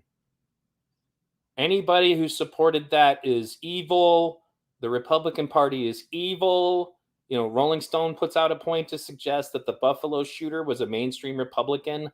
That's all real. That's the kind of stuff that was being said. And the point of the video right here is to point out how fucking absurd it is from one moment to the next. That 1 second ago, anybody who ever suggested that we should even maintain any form of gun rights is okay with dead kids and wants their guns more than they want dead, wants their guns more than they want no more dead kids. That's the kind of shit that was being said. It was all over the place. And it wasn't even that long ago. This is why I'm pointing out that it's like the left has just become like paranoid schizophrenic at this point. And the party that simp for him does not mean that we support her political ideas or that we agree with her. Doesn't mean we've forgotten about what she stands for in other issues. The people that I showed are the ones that this video is for. You just act like they don't exist. And then when we get to the part of the video where I start showing it, then you just try to wave it away with a magic wand like they were just some tiny minority. I mean, on, red flag laws without due process, I mean, I think that red flag laws should include due process, especially in the long term, at least, that you should be able to have due process to determine whether or not those weapons should be seized from you. But I disagree with her on other issues on her gun control and other issues on her. Okay, so disinformation alert, Dan. Give me some evidence that he watched Tucker Carlson, because in his own manifesto, he made it abundantly clear that he doesn't watch mainstream media. The manifesto, that was the evidence that, of him being a white supremacist. But there seems to be this interesting, bullshit, all of the same kind of nonsense, like Kyle Rittenhouse shot black people level bullshit about what happened with the Buffalo shooter. Okay? His manifesto openly states that he was a left authoritarian who had been studying communist ideology since he was 12. That's what he said. That's not a mainstream Republican. He also didn't say shit about Tucker Carlson. That's just simply a lie. Like, there's nothing true about that statement. It's a lie. Like, this is the kind of nonsense. That's the reason I need to make these videos in the first place. Because you are a liar. You were touting lies. The guy was a piece of shit. He was a racist, but he did not come to that perspective from the right. He just didn't. And I know you guys all need that. For your grift, you need this boogeyman to exist, that anybody who happens to be racist must also therefore be conservative, so that you can make conservative synonymous with racist. One of the pictures in my stream intro is literally of somebody saying, well, all Republicans are racist. And I said, well, if we ever wanted to suggest that we're weaponizing race for political purposes, here's the evidence. Okay. They also say that all mainstream Republicans are fascists. Okay. That's just lies. It's not true. It's not. There are plenty of ways to disagree with Republicans that have nothing to do with just making shit up. And that's what's going on here. There is zero evidence this man was a fan of Tucker Carlson. That's just bullshit. The reason you guys don't like Tucker is because he's the most popular pundit online and on TV. That's just the truth. That's why you guys don't like Tucker. And the endless streaming of nonsense suggesting that this is all Tucker Carlson's fault is so ridiculous. I'm not a fan of Tucker Carlson. I don't watch the guy on a regular basis at all. Okay? But they just lie. It's a lie. You're lying. If you say this guy was a Republican, you are a liar. The Rolling Stone lied about it. The guy, he was actually used to be subscribed to him. He worked for Hillary Clinton, and he normally says a bunch of progressive stuff that I agree with. He said the same shit. That this guy followed mainstream Republican viewpoints. It's a lie. It's not true. Stop lying. You're making everybody who is intelligent who looks at any of these things look like a fucking moron. That's where the problem is, Dan. You're spreading lies. Then you tell me I come to bad conclusions. That's ridiculous. Well, here's the thing. You say I come to bad conclusions. There's not a goddamn piece of evidence that this guy was right-leaning. Zero evidence of that.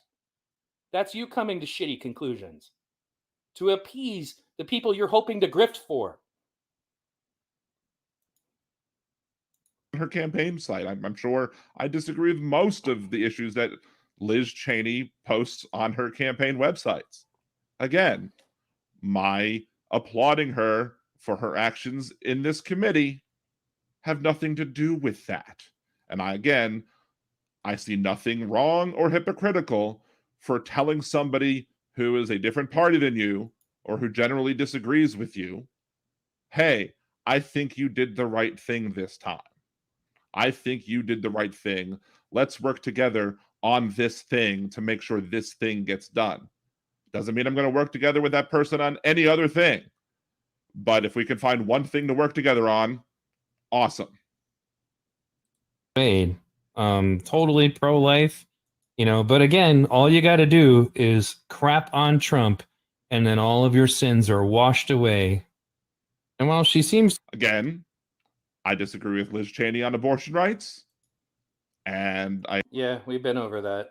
I disagree with a lot of people on abortion rights.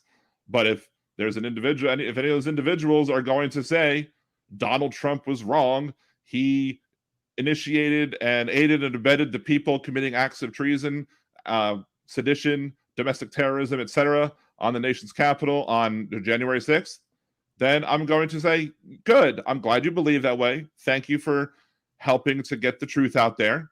And I'm glad that we could work together on this particular issue, even if we're never going to work together on another issue again. To be trying to rebrand herself to... You kind of repeat that over and over again, and I'm just going to repeat again for the sake of the audience. I'm not talking about you then. If that doesn't apply to you, then what the fuck are you talking about? I'm talking to the people that are doing this. To some extent, she hasn't exactly been the best ally of the LGBTQ community either, and opposed gay marriage until very recently. She has also been... Again, I don't necessarily believe that we should be critical of people who come around to the right side eventually on issues. It's just that it's obvious that they're doing it to pander, Dan. It's just like Hillary Clinton suddenly coming around on gay marriage. She just did it because she had to politically. They're not genuine. They're not. People like Bernie had the right perspective on this from the beginning because he actually has, real integrity. So if she's changed her mind on gay marriage, good. I don't blame people in the LGBTQ community who might distrust her motives or who... Well, I'm glad that you have that perspective that people can change their minds, considering that particularly that the trans and LGBTQ activists lately have been rabid and ridiculous. They're, usually the chiefs among the ones I was talking about that go around, patrolling Twitter looking for people to force or coerce into saying that they agree with them. Like the nonsense with Gina Carano. They harassed her for 3 months, demanding that she put her preferred pronouns in her bio. When she finally just got sick of it and to troll them said beep, bop, boop, they wanted her fired from her job because she won't obey them. That was all it was. They were demanding, it's none of their goddamn business whose pronouns she puts in her bio, okay? This is an example of the kind of absurd Inquisition witch hunt mentality that comes out of the left, okay? That just destroys their credibility. I'm glad that you don't agree with that. So I hope that when people are engaging in that behavior, that you will join me in telling them how fucking stupid it is to behave like that. I doubt it. I really doubt it. I don't think you have the moral courage to do that. We'll see. I look forward to being proven wrong on that. You might actually be able to prove me wrong about something if you're willing to tell the woke inquisitors to stop acting like that. I'd be happy to see it. Here's a perfect example. Sam Harris had a guy on his show who was working at Apple, and they demanded that the guy get fired because he put in a book like 6 years prior that that it was difficult to date women in San Francisco. They went through that much trouble to figure out what they could go after this guy about. Meanwhile, that same company employs Dr. Dre, who wrote some of the most misogynistic, lyrics in the history of music. Nobody's asking for him to get fired. Might think that, maybe if she got... Don't forget the hierarchy, though. Dr. Dre's black, so... more power, she'd walk back those issues. If you don't want to trust, you might have to say, hey, prove to me that you are legit and not just telling us what we want to hear. That's reasonable. But again, I don't like how she treated gay marriage before. I don't like how she treated her sister before. I think it was terrible. And I mean, good that she came around if she really did come around. And I hope she comes around on more issues. It doesn't mean I want her to be president. It doesn't mean I want her to have any more power. It doesn't mean that I agree with her on anything. But if we agree on gay marriage now, and that Donald Trump played a part in the January 6th insurrection and should be punished for it, and anybody else who was involved in the January 6th attacks, that they should be punished too, okay, fine. We work together on that. We agree on that. And we'll selectively care that one group of people rioted and not another. That's what I covered in my insurrection hindsight is 2020 documentary. Again, I'm not a fan of Trump, but the guy literally said to peacefully and patriotically let our voices be heard. And you guys are suggesting that that's incitement of a riot. Now, if we're willing to go with that, that's fine. I got plenty of other great examples of behavior like that. Let's take a brief clip of somebody else real quick. I'm going to shift gears just for a moment and ask you if you think that somebody like this would deserve to be prosecuted. 1 second.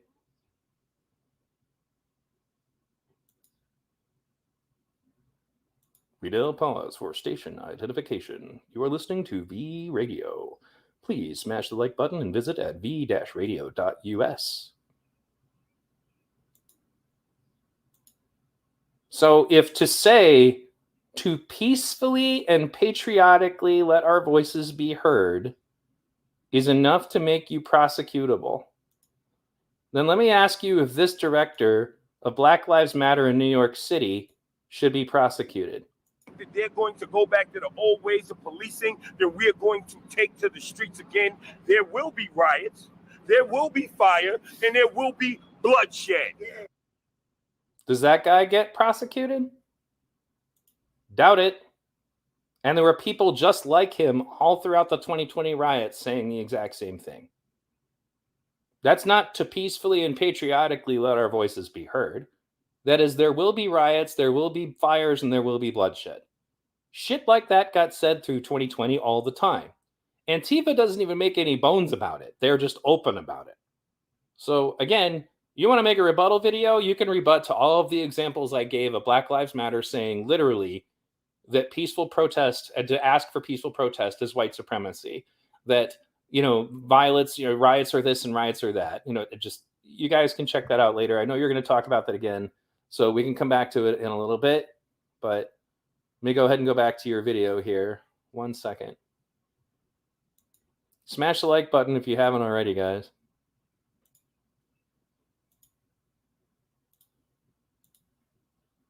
Here we go. And we disagree on everything else. And I'm not going to give her, baptism of now you're absolved of all your sins because of the two things she's done that I agree with. And I don't see many other people doing that as well. Because you're not maybe able to find one or two. No, maybe. It's more than one or two. But let's continue. Been involved in recent legislation, so this isn't just a matter from a long time ago. She voted against the Equality Act, the one that all of you were basically begging for because it was going to protect, the rights of trans people to participate in sports opposite to their biological, gender, et cetera, et cetera. The idea of biological sex or biological gender, just treat people like as they want to be treated and refer to them as how they want to be referred, and that should be the end of it. Well, on the surface level of that, I'm fine with it. I had trans roommates. The best person at my wedding was trans. If I saw violence being met out against somebody for their, trans decision to be who they are, I would never be okay with that. I would, in fact, physically intervene if I had to. My children have been raised the same. That's not the issue. The issue is when we decide to tell women what they will be comfortable with, even if they're not. It's like the bullshit at the Wii Spa.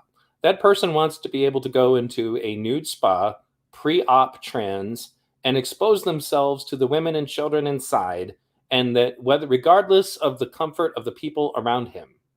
That's what happened. And Antifa beat the shit out of people for not liking that. That's the kind of stuff I'm talking about, man. I'm also talking about sports. You don't just get to decide to participate in those sports. Those sports were not made to just give a space for people who identified a certain way. It has to do with their biological capacities. And we're just telling women, well, too bad. We know that you put in the extra work. We know that you stayed after practice. We know that you strength trained. We know that you made sacrifices, went to less slumber parties and, stuff like that. But we got to make this person feel included. So even if they want to participate and literally not even be on the hormones, we need to let them do that, even if they're biologically effectively male. That's just stupid. I literally, if you jumped in a time machine and asked somebody even 5 years ago, they'd be like, "What the hell are you talking about? This is not justifiable." And then the way that trans activists will turn on anyone who is trans, even, okay? if they speak out about this in a way that they do not approve of, if you do not follow the religion to the letter and you become a blasphemer, they dead named Caitlyn Jenner. They said things like, there's still a man inside. This is what I'm getting at about the left is fucking crazy now. Do not participate in this. Do not be okay with it. I dare you to try to point out that that's not okay. I dare you. Because you know exactly what's going to happen. Those people are going to come after you, Dan. They're going to try to pull your left card. You don't get to be leftist because you didn't follow us in this ridiculous nonsense rabbit hole we're going down. This is inexcusable. And then the other answer to it is to simply lie about the science. Say that the science is on their side when it's not. And if you bring up the good science that actually shows that they're wrong, then it's time to attack you personally. Then it's time to try to cancel you. That's when it's time to just say, well, you just hate all trans people, even if it's not true. There's that I don't know if you ever watched it, okay? But the trans activist that I linked you to, who pointed out that trans activists are like their worst enemy, she's fantastic. If you haven't watched that video, go watch it and then watch it again, because she lays out exactly why the current ridiculous, stupid activism is hurting trans people in the LGBTQ community. It is not helping them. When you start doing shit like saying that you're going to go ahead and brainwash people's little kids, and just don't lie and say that that isn't happening. It's literally happening in my school district right now. Okay? Stop lying. It ain't going to fly. I will expose it. It's the truth. They want to do this. And they want to do this whether or not the parents in the situation agree with it or not. At elementary age. That's the truth, Dan. And it's always the same stupid thing. It's, well, that's not really happening. You're lying. That's a right-wing talking point. When that starts to get exposed, then we move back a little bit. We move the goalposts. And we say, well, it's not happening, but it should be. You know, we should be doing those things anyway, but we're not. And then once that gets exposed, we move to the next layer of, well, yes, it is happening and it should be happening. That's what's going on. It just makes everybody involved with that narrative look like a moron. You want us to trust you. And you lie at every stage of the game. Explain to me how that furthers anything you're doing. It doesn't. It adds to the division. Earlier on, you're talking about reaching your hand out to the war criminal murderer, Liz Cheney, because there might be some things you agree with her on. You know, never mind. And I have tweets about this. I should make a video about it as well, but I'm not going to delve into all that. But the more you accept trans youth for who they are, the less likely they are to commit suicide. So just consider that. So now it's time for a little truth. Most of the people who've been identified as trans already have existing mental illnesses. And in many cases, they are being pressured and told that those mental illnesses will go away if they transition. And has been proven later on, they still kill themselves even after transition. And they blame that on whether or not the public accepts them. I've met trans people who are very well adjusted. They don't have this problem. I've also met trans people who are fucking crazy. Like, I mean, they're just clearly not adapting well. The hormones are not working for them. They literally turn psychotic. I've watched it happen in front of me. I by no means, for example, I do not support the idea that trans people are more likely to be pedophiles. That's bullshit. I've had a trans person used to babysit my kids. Totally sweetheart. No problem. Okay. However, is it possible that a person may say they are trans because they want more access to children? Well, that's what we found out at the Wii Spa. That guy was a sex criminal. You know, and they just wanted better access to be naked in front of children. That's what happened. This is something you can't lie about. It's not acceptable to lie about this. If you want to have any credibility, okay, I'm now watching in my own community because they're trying to push this stuff into our school system where people who would have just let LGBTQ kids and people and just left them alone are now slowly being radicalized because they're being told we're going to brainwash your kids, whether you like it or not. We're going to expose them to topics that you don't agree with, whether you like it or not. We reserve the right to do this, and we should do this, you know, after lying, of course, and claiming that they're not doing this. I just had to deal with this because there was a rock that's supposed to be painted with like school colors and stuff that got painted with pride stuff. And the adults who supported this action literally just lied and claimed that it was just colors and stick figures, as if the trans flag and the pansexual flag and the pride flag were not just right there for everybody to see. This is the kind of activity that is the reason why you're getting more of this behavior, because activists don't fucking know what they're doing anymore. Or maybe they do. Because as I pointed out in my videos, using the science, for example, that shows that this kind of shit actually creates more racism and bigotry and hatred, there's no way they don't know it, which is why I've said that a lot of this stuff is either incompetent activism or competent activism towards the purpose of creating division and hatred, so that they can grift off of it, like Black Lives Matter or Ibram X. Kendi, you know, or so that they can ensure that the two sides of the poor never work together, which is actually the real problem. And all this other shit that you're saying you think Occupy failed because it didn't recognize intersectionality. No, intersectionality is what destroyed Occupy. It's what's destroying the left, because those things are symptoms. It's like, well, we need to take all of these painkillers rather than going ahead and getting the surgery to get rid of the cancer. Let's continue. So it's amazing to me how the left has no long-term memory and it has no short-term memory. The idea that, again, that we applaud her for this doesn't mean that we have no long or short-term memory. In fact, I think there are many instances where conservatives have none of that for Donald Trump. I'm not talking about conservatives. I'm not. They're not relevant at the moment. The left has no long-term memory and no short-term memory. The fact that we remember what happened when we went from having widespread public support in Occupy as a peaceful protest movement, and that the fact that since becoming violent, Black Lives Matter, with an influence from Antifa and the Weather Underground terrorists who influenced them, caused the plummet in the support for Black Lives Matter. And just the fact that they can do those things, that they don't, again, somebody knows that they're fucking this up. And people like you defend them. Like, nobody seems to remember that he wanted to ban every single Muslim from entering this country, i.e. a total and complete ban on Muslims entering this country. Muslims are not a race, they're a religion. And unfortunately, some of them, like any other religion, can be very extremist. It's not a position that I would back either, but people say that's racist. Nope. There are Muslims who are terrorists of all races. Till we figure out what's going on, and who knows when that would be.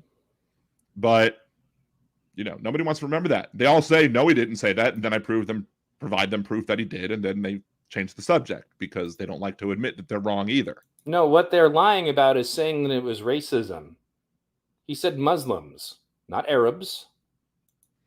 Again, that's not the topic of this conversation, but I think you're focusing these people have no long-term or short-term memory commentary on the wrong people. No, I'm not. Continue. She also supports funding for Israel. And it wasn't even that long ago that you guys were losing your shit about what was going on with the Palestinians and the Israelis, and acting like anybody who in any way supported Israel in any fashion was evil and a fascist and a pro-murderer. And once again, don't let's not forget, we're talking about dead children. No more dead kids. You guys are talking about those dead kids, the Palestinian dead kids. They were important until now, because kids don't matter as long as you're attacking Trump. Again, kids do matter. And just because she's attacking Trump doesn't mean we're agreeing with everything else she says or does. Now, in my opinion, this is my opinion only, and I, as a person who labels himself a pragmatic progressive, I often find myself in disagreements with people who are to the left of me on the issue of Israel. Why? because I don't see the problem in Israel and Palestine as being a problem of simply Israel acting badly. To me, the problem in Israel is conservatism. The people who were in charge, i.e. Likud, before Netanyahu lost his office, is a conservative. And unfortunately, they made a deal to replace Netanyahu with a new guy because they formed a coalition government. That new guy that took the reins first, I think was... So again, this video wasn't directed straight at you, man. You made this shit about yourself because you're trying to draw attention to yourself. That's really what your motive is. They went after Andrew Yang and wanted him fricasseed for saying that Israel had a right to defend itself. Andrew Yang is by far one of the most intelligent, heartfelt, honest people that the left has had as an opportunity, like as far as who they could have voted for, in quite some time. I read his book, I listened to his podcast, and the fact that we needed to shit on him and get him out of the running for New York City mayor because he didn't line up on the issue of Palestine is what I'm getting at. And they did. And a lot of the same people sucking Liz Cheney's dick right now even more don't even care about that. That's what I'm getting at. This is what I mean by no short-term memory, long-term memory. They need something to be outraged about every week, and even if those things contradict each other, they don't care. Conservative. So it's not a solution. But Hamas is also a conservative organization. They are the religious conservatives in the Palestinian nations.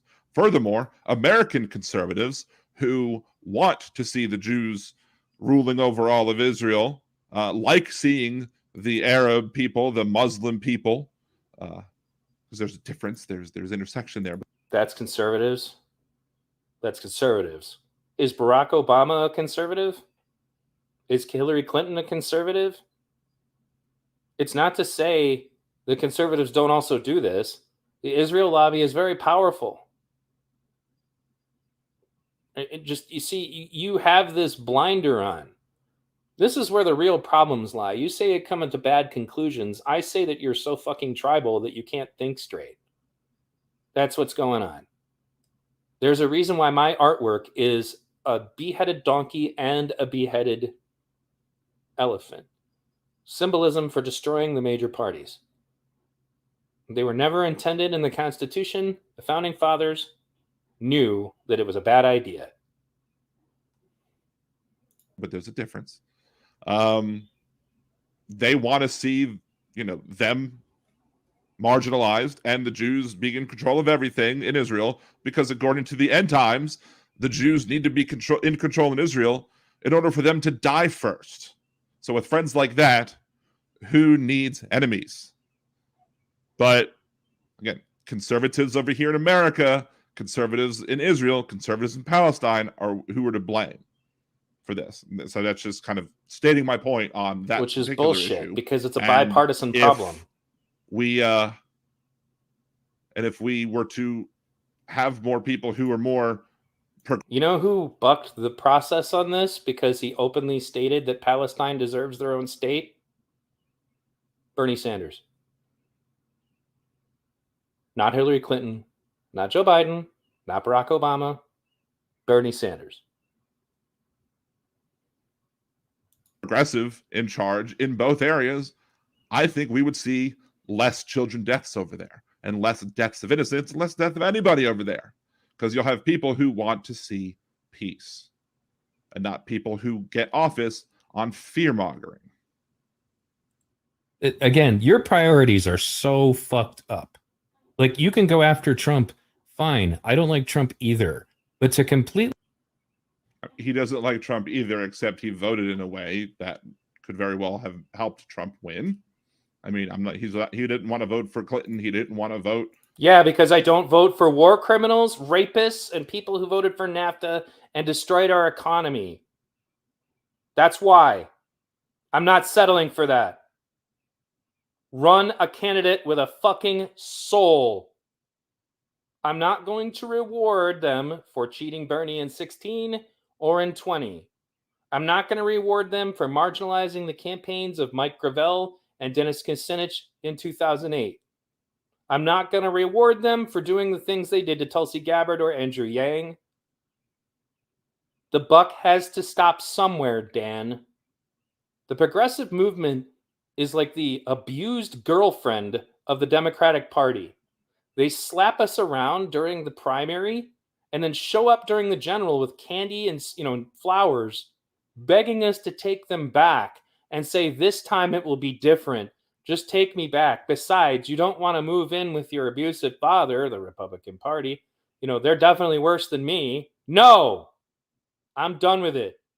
And exactly as those of us who voted for Bernie predicted, who didn't have our heads in our asses, Joe Biden didn't deliver on anything he promised the people who voted for Bernie. And never would. Nothing will fundamentally change. Joe Biden. For Biden. So that just makes it easier for Trump to win wherever he lives. Now, maybe he lives in a safe blue state. I don't know. I don't know where he lives. So maybe his vote didn't count. Like my vote didn't count because I live in the... Got a super chat coming up. Anti-Commie says specifically, the founders hated how thinking was offloaded to parties rather than to people, which is where the majority of voters are partisan now, which is precisely the problem. Yes. They also commented on the fact, sorry, my throat was dry, that people would start doing things that were good for their party and not for the people.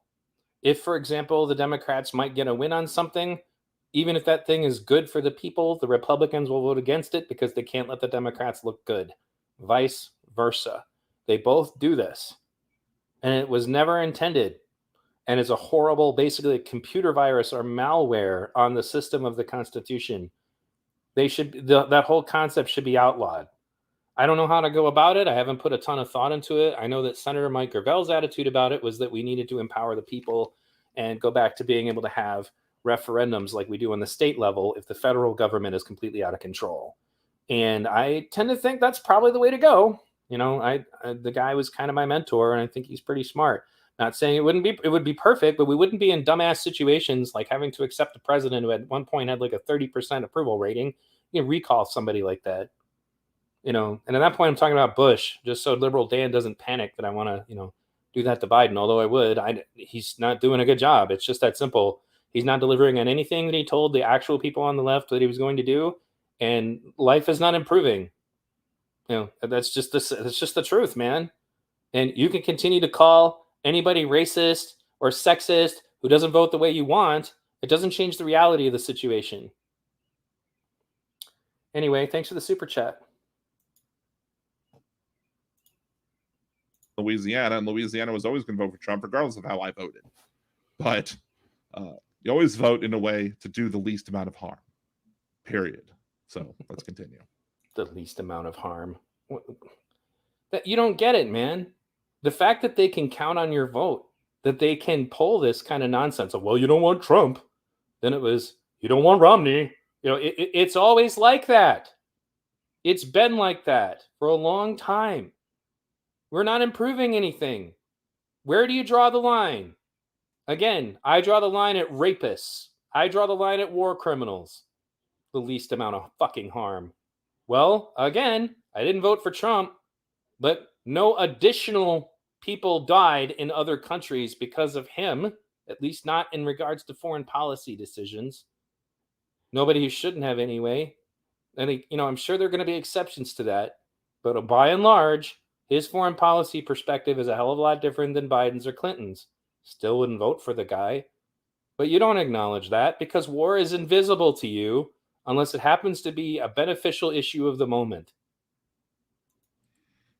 Forget and ignore that somebody literally actively was involved in funding Israel, leading us into Iraq on lies, and especially, we'll go over some of those conversations in a moment because I took some screenshots so you guys don't think I'm exaggerating. But this just shows absolute. I do think you're exaggerating because I guess you didn't watch the rest of the video. Even if you found one or two, it wasn't just one or two, Dan. It's not one or two. Stop lying. I don't think that means you've proved the entirety is guilty of what you're trying to claim them to do. You always do that. There's never any evidence that's good enough for you. And if any evidence goes against what you're saying, then you simply invent context that doesn't exist. Inability on the part of the left to have any form of coherent, consistent thought. This is terrifying, honestly, because I don't think V-Radio is necessarily the correct source for determining who has clear and consistent thoughts, but... So then you whine about me personally attacking at you and you say shit like that. Here's the problem with the inconsistent thoughts, Dan. We rage about children until somebody shits on Trump. Then if you bring up the fact that the person who shits on Trump killed an awful lot of children, way fucking more than the Buffalo shooter did, you get told to get over it or to give it a rest. That happens, man. That's the truth of it. The inconsistent thought. Anybody who does not support Palestine over Israel or believes that Israel has a right to defend themselves does not deserve office until now. You know, go after Andrew Yang, which was the dumbest fucking thing the people of New York could have ever done. Andrew Yang would have been the best thing to happen to that city in just, you know, I mean, it's unbelievable, dude. This is what I'm getting at. No coherent, consistent thought. I didn't just throw that out there. You're saying I'm not the authority on it? I'm saying you're not the authority on it. You're part of the problem. This is exactly what I mean. You're doing exactly what I'm talking about. I should thank you for that part of it. Let's continue. Is 1 second, anybody who ever suggests that Israel has a right to defend themselves, like, for example, Andrew Yang, one of the most competent, smart, left-leaning, cares about the people candidates that we've had in recent memory, well, you guys went after him like a fucking inquisition because he dared to suggest that Israel has a right to defend itself. And now you've got Liz Cheney's dick in your mouth, acting like she's just the greatest person. He's getting angrier and angrier as we go on. Yes, because it was lame. But no, I mean, I'll say that I've said before that Israel has the right to defend itself against actions. And be careful who you say that to, although I guess it doesn't matter anymore. I'm sure if you talk negatively enough about Trump, they won't care that you have that feeling. If terrorists are attacking from the occupied territories, that, you know, they should be able to prevent the loss of life, including going after those terrorists who are attacking.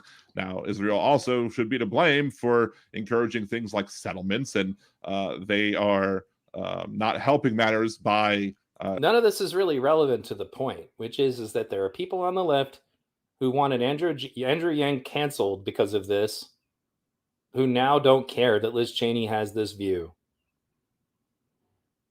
Continuing the settlements and doing other actions that are harmful to the creation of a peace in the area. But I do believe that people should always have the right to protect themselves. Oh my goodness, she's so stunning and brave, and she's a constitutionalist, and she's the leader that the Republicans need. Again, I'm not exaggerating. This is the shit these people are saying and Occupy. Now, just because you believe that Liz Cheney is the leader that the Republicans should have, it doesn't mean that you automatically endorse her as a presidential candidate, or that... What the fuck else does that mean, Dan? Come on, dude. What else does it mean? That's the leader the party should have? It doesn't mean you endorse her? Then what does it mean?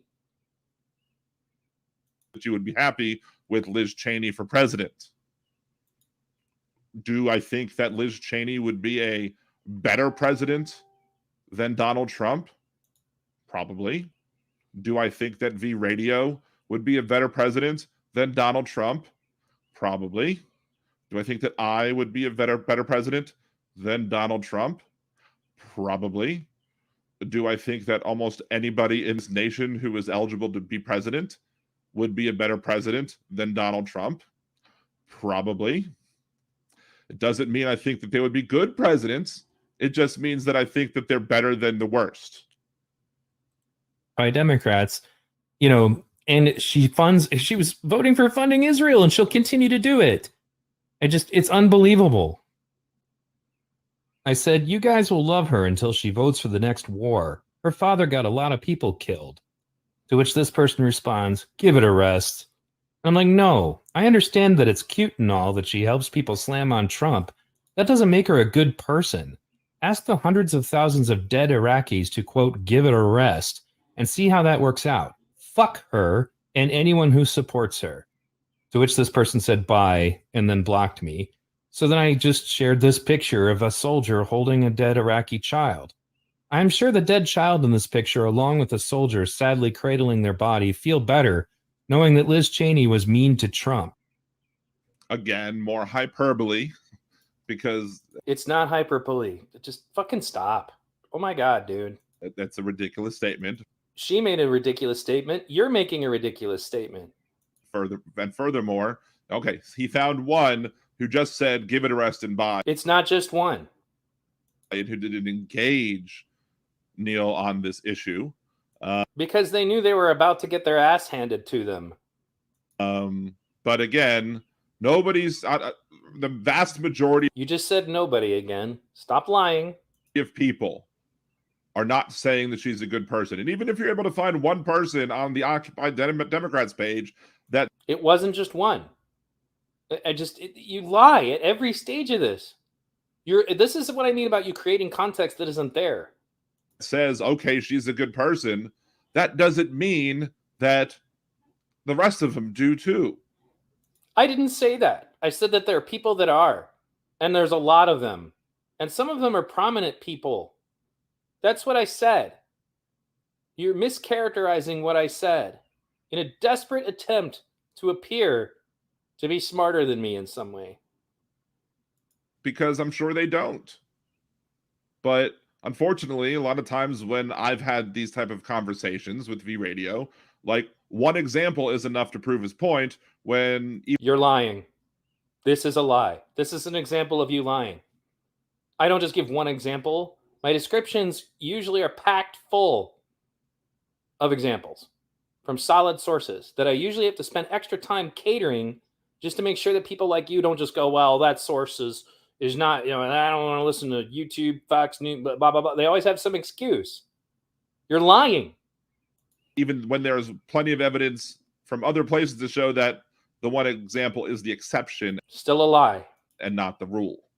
Later in that same thread, this person here, Erica Freer or whatever, says she's not her father. And look, I almost made that comment earlier that she's not her father. I don't believe that people should be held responsible for the sins of their parents. Dick Cheney is a horrible person. Dick Cheney was corrupt. Dick Cheney there was a clear conflict of interest by getting KBR Halliburton into Iraq when we went into Iraq. Clearly, he was profiteering off of his position as vice president and somebody who was advising George W. Bush on everything. Read the article that I sourced that I shared with all of these people on Mother Jones. They detail exactly what position she held at the time and what she did to contribute to it.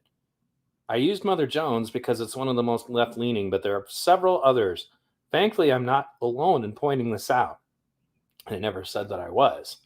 My video response is in anger to the people that seem to have shoved their head so far up their ass that they're going to need a chiropractor and a proctologist to help them go back to thinking like a normal person in regards to this topic. That's what this is about. If that's not you, fine. The video doesn't say @LiberalDan. This one does because I'm responding to you. But that doesn't necessarily fall down to Liz Cheney in and of itself, but her own actions should. And Neil points out she helped her father make Iraq happen and wrote a book with him on foreign policy. So any things that she did are absolutely relevant to bring up in a conversation about why she's not a good person. Could somebody get me the ranch and croutons for this word salad? And just because but again, the idea that, is she going to vote for Medicare for all? Clearly not. She's not going to vote for Medicare for all. She's going to vote for free college? Nope.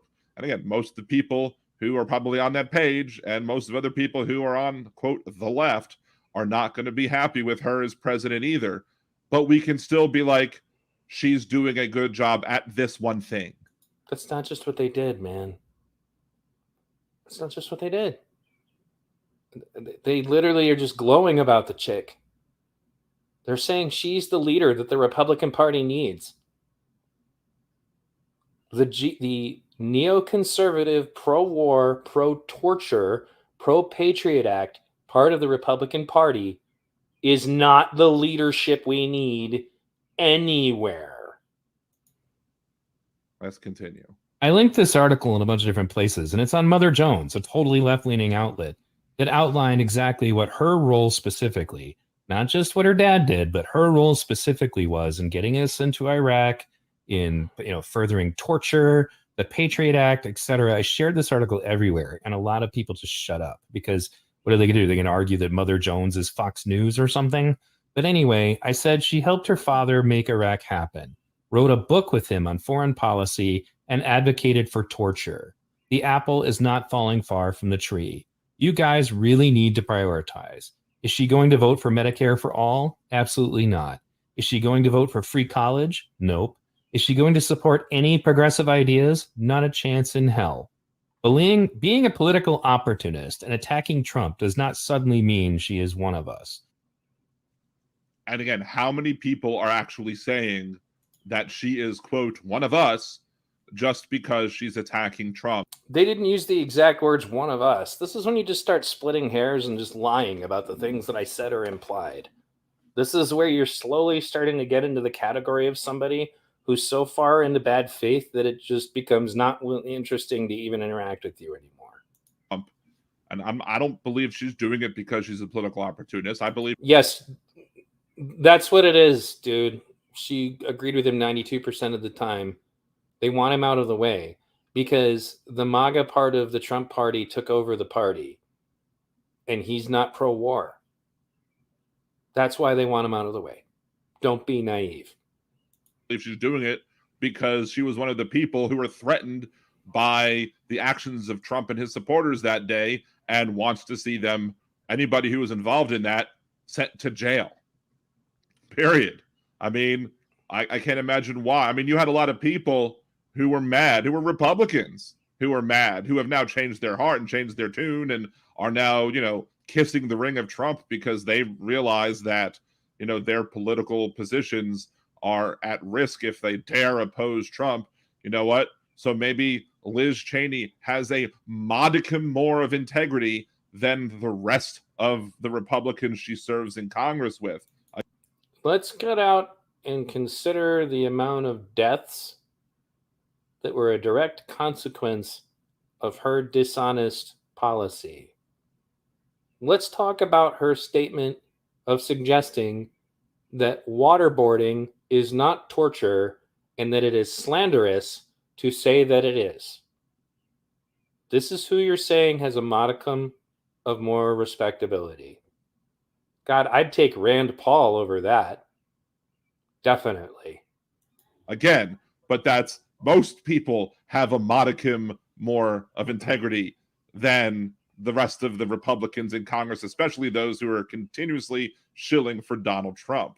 It doesn't mean I think she's a good person. It doesn't mean that I agree with her political policies. It just means she's better than the worst of the worst, which is not saying much.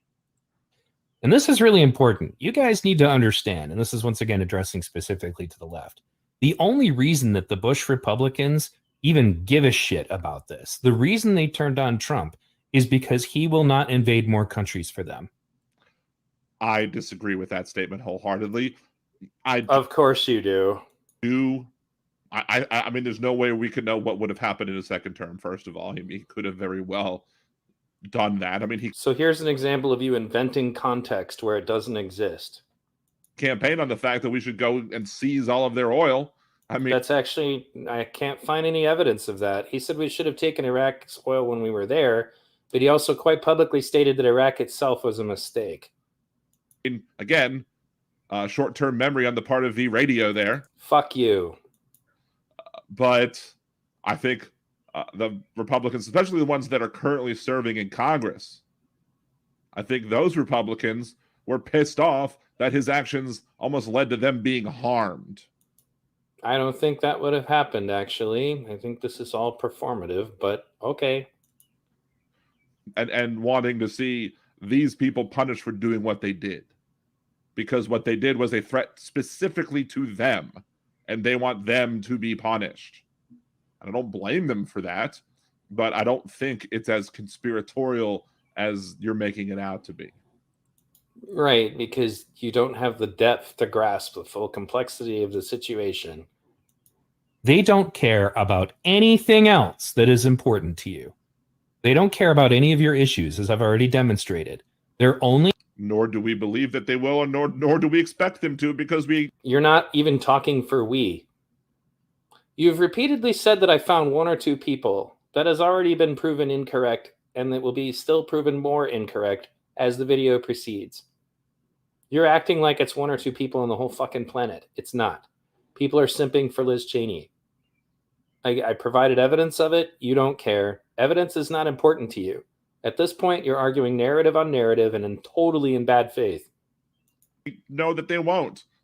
The idea that you're trying to tell people on the left that she's not going to be magically this wonderful person that's going to support all that we support, well, no crap. We know that. Which isn't what I said. This is an example of you lying about me again. Only helping you go after Trump because he would not invade more countries. He would not further their neoconservative agenda. Hillary Clinton would have. Biden likely will in some fashion. We'll see how that goes. Has he done so yet? Well, it's funny that you say that, Dan, because I'm actually a little more informed on this than you are. And I had actually forgotten about something, but here, let's take this opportunity to show you exactly what Joe Biden will do, because this happened literally right after the first day he was sworn into office. So I'm going to pull this up for you. It was reported by Kurdish Press, and they reported on it. I'll go ahead and do it. Sorry for a second because things are clunky, but regarding switching over to something else. I'm probably not even going to be able to finish this video today. We'll have to do another stream about this later. But anyway, 1 second. I'm going to pull up the evidence on what Joe Biden will do and has done. So, U.S. sends 200 troops and 40 trucks of equipment to Syrian Kurdistan. The Syrian State News Agency reported that the U.S. troops and military and logistical equipment had entered Syrian territory through the Al-Wadid border gate from northern Iraq and were sent to the U.S. military base in Hanasaka province. According to Sana'a, in the past few days, helicopters belonging to the International Coalition Against the Islamic State of Iraq and the Levant have transferred logistical equipment and heavy weapons to Kanoko oil field. It should be noted that Brett McCormick, the former U.S. representative and anti-U.S. ISIS coalition, who was against the U.S. withdrawal from Syria, is now the head of this country's security policy in the Middle East and North Africa. Given his background, McGurk is expected to increase the U.S. military presence in Syria and strengthen Kurdish forces. One day after Joe Biden was sworn into office as the 46th president of the United States, 200 U.S. troops and 40 trucks of ammunition and equipment entered Syria and Kurdistan from Iraq. Literally, the guy just got into office and this happened. So this is why I have concerns, in addition to his incompetent votes on foreign policy in the past. I guess we'll see, but it's not preposterous for me to bring up that I have concerns on this issue. And I'm sure you probably weren't aware of this because the mainstream media would not report on this. But the dude didn't even wait 2 days to be in office to get this done. They had to secure the oil fields in Syria. That was their primary objective, which is a continuation of the Bush doctrine. So that's what actually happened. So there's another thing that I want to say, because again, I'm going to have to cut this off here for a little bit. But if, for example, your claims that Joe Biden and Hillary Clinton were simply acting on bad information was true, once that information was established to be bad information, Dennis Kucinich, an actual real progressive, Democrat from that time period, was trying to impeach Dick Cheney, and Bush. And if they felt that he had done anything wrong, they absolutely could have done it then. Now, everybody wants impeachment hearings on this issue. I get it, but again, selective. They want impeachment hearings on a situation that had very few fatalities, did cause a lot of terror. There's no question about that, but a lot of that was inflated by the press in the first place. I get it. I still don't support it. I'm not okay with what happened on January 6th. But the same people that want that prosecuted to the fullest extent of the law who do not care that Black Lives Matter and Antifa openly call for overthrowing the government. None of that's important to them. Openly call for destroying people's property and hurting people who are innocent. None of those people need to be prosecuted. In fact, we need to have bail funds to get them out of jail. Okay?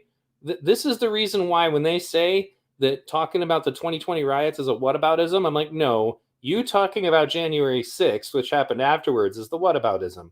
But regardless, let's come back to this. If they felt that their vote was wrong and they seriously felt that way, they would have voted to impeach George Bush and Dick Cheney when they had the chance, and they didn't. In fact, Joe Biden publicly came out and said it was the right vote then, it would be the right vote today. I did a whole video about that. People can check that out.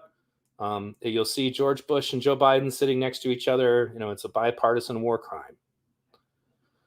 And now you're saying nobody approves of or, is gushing over Liz Cheney. I just found like one or two people who liked her. That was a lie on your part. Again, let's take another look to a few examples of that. So Liz Cheney is a hero, Salt Lake Tribune. But it's just a couple of people. I didn't get to the part of the video where people were literally openly saying, well, she might run for president. That would be great. She's the leader that the party needs. I'll get into that later. People said that, and you claim that they didn't. You were lying or just omitting the truth. Two things you're fantastic at. Here's another one. You said that nobody said that she should be president, or should be running for president. Whatever. Here we go. As soon as that loads. Liz Cheney won't be speaker, but she could be president. So yes, people are maneuvering exactly in that direction. The people who brought you the murders of Iraq are now interested in her becoming president. They're interested in taking the party back. Anybody who is stupid enough to not realize that this is a serious threat. If you want to worry about fascism, this ridiculous obsession with fascism, again, the Patriot Act, Military Commissions Act, all the shit that was going on in 2008, they've already proven that George Bush literally had an internet shutoff switch. Like that's all coming to light now. That was the real fascism you needed to be worried about, not this shit. But regardless, let's move on. Because again, supposedly nobody, is simping for, Liz Cheney. That's not real. I made that up. It's just one or two people on Facebook. Well, here's the left-leaning Hill. America needs Liz Cheney. It's just fringe people. It's a couple people, one or two people. You're just wrong, man. And you're saying I come to bad conclusions or whatever. Here we go. Here's another one. Vox, left-leaning, House Republicans have a new messenger. Liz Cheney. What's next? All right, well, what do we got here? I got another one for you. Gonna pull this up. Here we come with the next one. Liz Cheney, the model of a modern never-Trumper. Excuse me that the ads popped up, but that's the New York Times. Okay? So these are just the ones that came off here. They had every opportunity to oppose this. They didn't. They failed in doing this, and they will continue. Because the truth of the matter is, a far bigger, more dangerous enemy that will get a lot more people killed, okay, is in charge here. They're trying to get their power back. You should be a fuckload more worried about the military-industrial complex that has not been getting their way lately than you are about any of this other nonsense. I'm not even I don't even know what you guys are talking about in regards to COVID.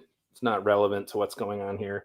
So I hope, Liberal Dan, over the brief amount of time that you wasted getting your ass whipped by my chat, you took an opportunity to see why what you said about me was baseless.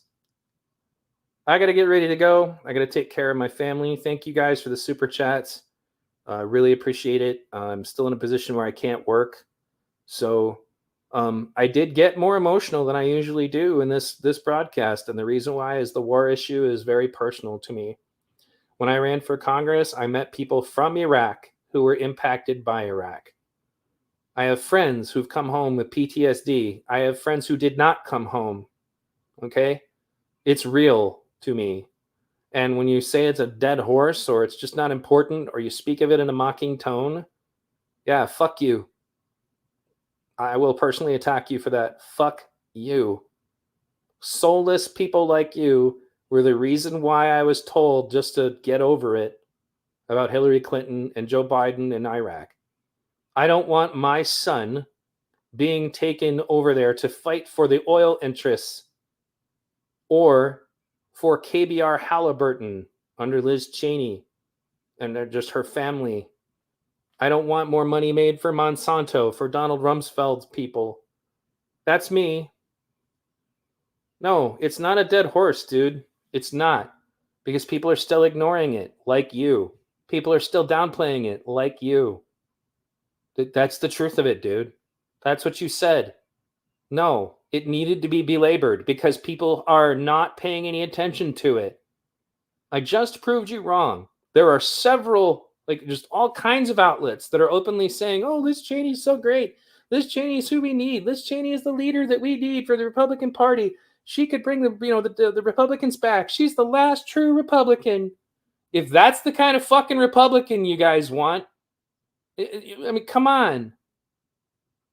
So let me take a moment, check out the chat, and then I got to get ready to go. I would agree. Stop embarrassing yourself. Give it a rest, Dan.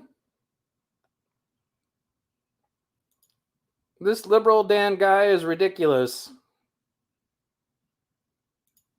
Thank you for the stream, B. You're welcome, Kristen. I like your hair.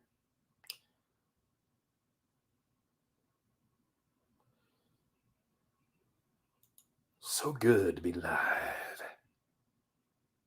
Just so you know, my name is Neil. Thanks, Ichabir.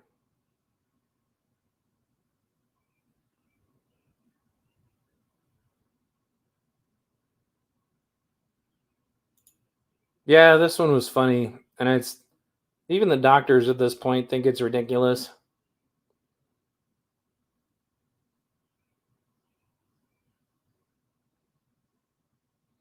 I'm trying to look at this COVID argument you guys are having. I usually stay out of this topic. You want my views on it, though? You can watch my stream with Brett Weinstein, which amazingly did not get censored. Man, I can't believe you guys are talking about COVID through this whole thing.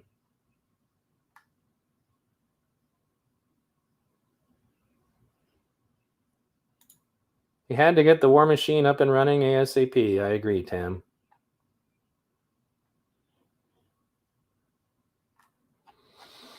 All right, guys. Thanks again for tuning in. Make sure that you check out my other shows that I mentioned in this one. It's all relevant information. We'll see if I feel like I need to do another stream about this because we didn't get to the part where he just kind of like shaves off or like waves off all the people that said exactly the things that I just said that he's claiming that nobody's saying. This is a perfect example, literally, of why I take screenshots of these conversations because specifically, I know that I'm going to be dealing with this kind of bullshit. I know it. That people are going to say, nobody's saying that. They do it all the fucking time. That's why I have just whole folders of screenshots that I haven't even used yet. Some of the ones about like the leftists being okay with censorship. It was one of my favorites. I don't really pay much attention to what Schumer says. I think he's just kind of a placeholder. I've never really gotten much out of him. But it wasn't just 5 people. You're just fucking lying again. I guess you weren't paying attention. I just listed a whole bunch of people that did it. Major news outlets did it. Further on in the video, that was somebody that you were stumbling trying to explain how to deal with it. But there's literally an elected official in the Democratic Party calling both Liz Cheney and George Bush true patriots. You're lying again. This is a lie. This is an example of you lying. I prove that it's more than that. You're still lying. This is when you say he calls me a liar. I'm like, yes, because I literally just proved that that wasn't true. This is like right on par with Kevin Glowicki claiming that, God, that was a beautiful moment in debate history. Kevin Glowicki claimed that Joseph Rosenbaum didn't move aggressively at anyone until a gun was pointed at him. That was fucking beautiful. Thanks, Brownie03. I agree. How did I not prove it? For fuck's sake, dude. I just showed several news outlets that said exactly what I just said. You're lying. You're openly lying. Like, this is what I mean about not good faith. I literally just proved it. Well, you're sparring with people in my chat about COVID, which isn't even what this stream is about. I gave all the evidence necessary. You're lying. You are a liar. That's what the problem is. You have no fucking credibility on this. No, you're lying again. I did not change the goalposts. I gave you those links. The links, many of them are even in the video that you were replying to. And then you just tried to claim it's only 1 or 2 people. There's more than 1 or 2 people, even in the video that you said you were reviewing. I would agree. LiberalDan, just stop talking. That's the direction that we're headed. And I agree, they are. They're promoting censorship and they want to have control over the misinformation. It's not that they want it to be gone. I remember Glowicki on his B blog. Yeah, that's the guy who got smashed. There were several leftists that replied to that, Dan, and it wasn't just them. The Hill is left-leaning. Just Vox is left-leaning. CNN is left-leaning. One of the other people is literally an elected official. We'll go over that in the next video. Literally an elected official, published on CNN. It's not just nobody. You're lying. This is a lie. Like, it's just so obvious. This is why I say you do not act in good faith. There's no fucking way you actually still believe that, and if you do, you're delusional. That's where I'm at. How much evidence do you need to see? You say I come to bad conclusions. I just showed you my conclusions and why I arrived at them, and you're still lying about it.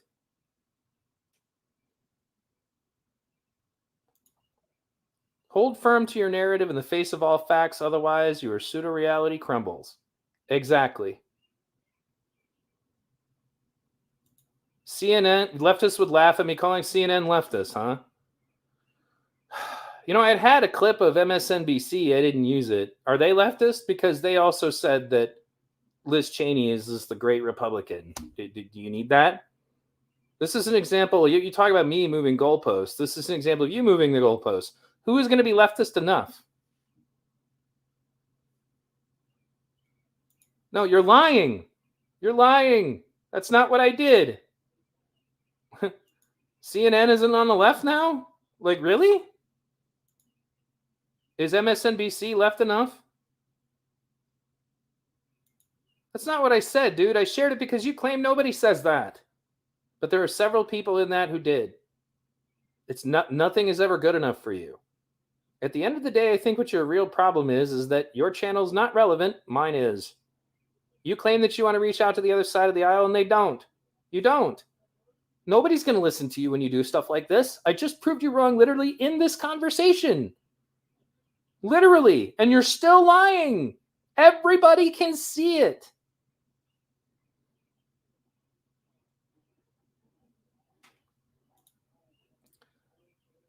Darian says, LiberalDan, how you move the goalpost and dance around questions and people's points, I would imagine you would be in better shape. That's pretty rough, man. Yep, they're all left except for Fox and OAN. You know, I don't know. The problem is that they reserve the right to be able to discredit any source anytime they feel like it. Suddenly, CNN is not leftist enough for him. Why? Because CNN published an elected Democrat openly saying that Bush and Cheney and Romney are all real patriots. His response to it was hilarious. I just don't have time to play it today. I got to take my son out, do other things. This guy has already gotten enough of my time. 2.5 hours, you know.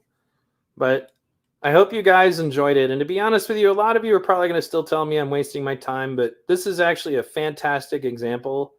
You know, it's a fantastic example of why I do this, because you just witnessed me prove that he was wrong, and he's still in the chat lying about it. You know, that's what I'm getting at. This is where you reach the point where it just looks religious. It's like arguing with a creationist. You know, if you look back to what Yuri Bezmenov said, when a society is demoralized, real information no longer matters to them. That's exactly where we're headed. That's exactly where we're at. I can give them real information all the time. I have a friend, for example, who believes that in some Blue Anon shit that supposedly, because I asked him, I'm like, let's go completely scorched earth. Let's say that Trump just, that the people who supported him on January 6th just murdered everybody inside that building. It doesn't suddenly change the government. The military, everybody isn't just going to go, oh, okay, I guess you're in charge now. It's not Klingons. It's not how you take over the state. It's just ridiculous. And he said, well, Trump had the Border Patrol were ready to help him take over the country. And I'm like, what the fuck are you talking about, dude? I just, and that's not even like a political activist friend of mine. That's somebody I know in my real life. And then I asked him to give me evidence of it, and he couldn't because that's ridiculous.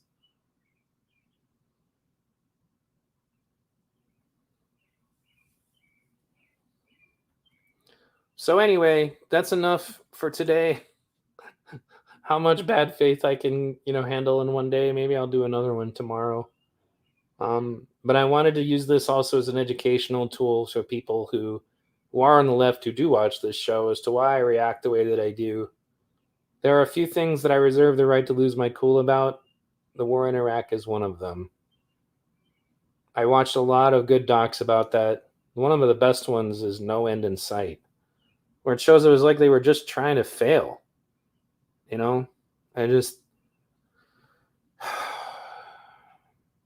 To peacefully and patriotically let our voices be heard, or there will be riots, there will be fires, and there will be bloodshed. Which one of those people is inciting riots? Apparently not the second one. So, thank you guys. If you haven't already, please smash the like button at the very least. It says that we're at 52 likes. That's pretty awesome. Check out my website, v-radio.us. If you haven't already, you can join me on Discord. You can join me on Facebook. You can join me on, I have a BitChute channel, Odyssey channel, Rumble channel, lots of redundancy to be sure that in the event that anything gets taken down that, that I can still be on. I appreciate you guys tuning in today. Also, please share, spread by word of mouth. That's really the best way, to help get my message out there. I've also told you already, I have health problems. And my big point about that is that in the event that for some reason something happens to me, like I'm just not broadcasting anymore, you can know that that would mean that something bad happened. And if that does happen, the best way you could remember me would just be to share this stuff. Because, yeah, I make an okay little tiny amount of money doing this. And for the first year, if you guys remember, I just pointedly refused. I wasn't going to take any donations during the Kyle Rittenhouse stuff because I wanted you to send that money to Kyle. But now I'm in a situation where I'm still disabled and I can't work. So if I could make just a decent, tiny amount of money doing this, that's all it would be, because I don't live high on the hog anyway. I'm poor. So if you guys can support my efforts in any amount, you can do so on Patreon, PayPal, or Subscribestar. I'd really appreciate it, because I'd much rather be doing this work for you than I would be going to other jobs, for sure. And it's not even going to be easy because I can't walk. They still haven't completely figured that out. The other ones that I'm concerned about is just that there's something going on in my intestines, and they still haven't gotten to the bottom of it. But Brownie says, what about TVP and Zeitgeist stuff? Brownie, I hint at that every now and then. My problem is that if we're going to talk about that, then everybody needs to be critically thinking. And one of the things that led me to this problem that I'm having, Zach Bruce, don't call people fat. Got to give you a timeout. Dude, don't do that. Thanks. I'm not exactly thin.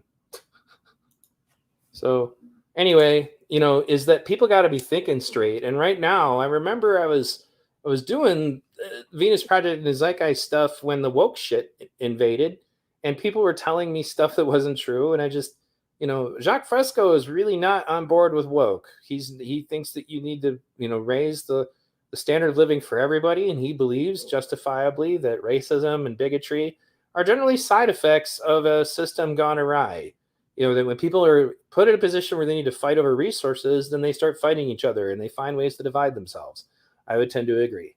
So that's the reason I don't really talk too much about it. I'm not saying I never will, but I did a shitload of content about that over the years. If anybody wants to learn about it, it's all in my archives,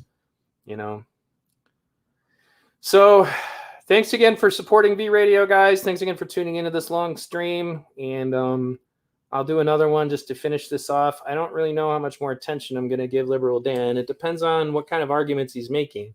If he makes structured arguments, I have no problem talking about it. But when he's just going to openly lie about things that I said, mischaracterize things I said, you get to a point where that's just a waste of time. And that's the reason, for example, I just stopped talking to Kevin Glowacki. I just don't do it anymore. It's a waste of time. Be better off doing, content that does teach people things.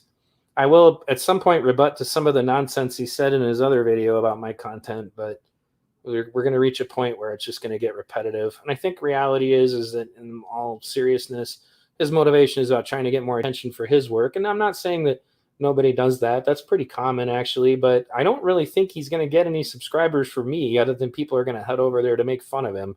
But as I said, please not fat shame people. I get it.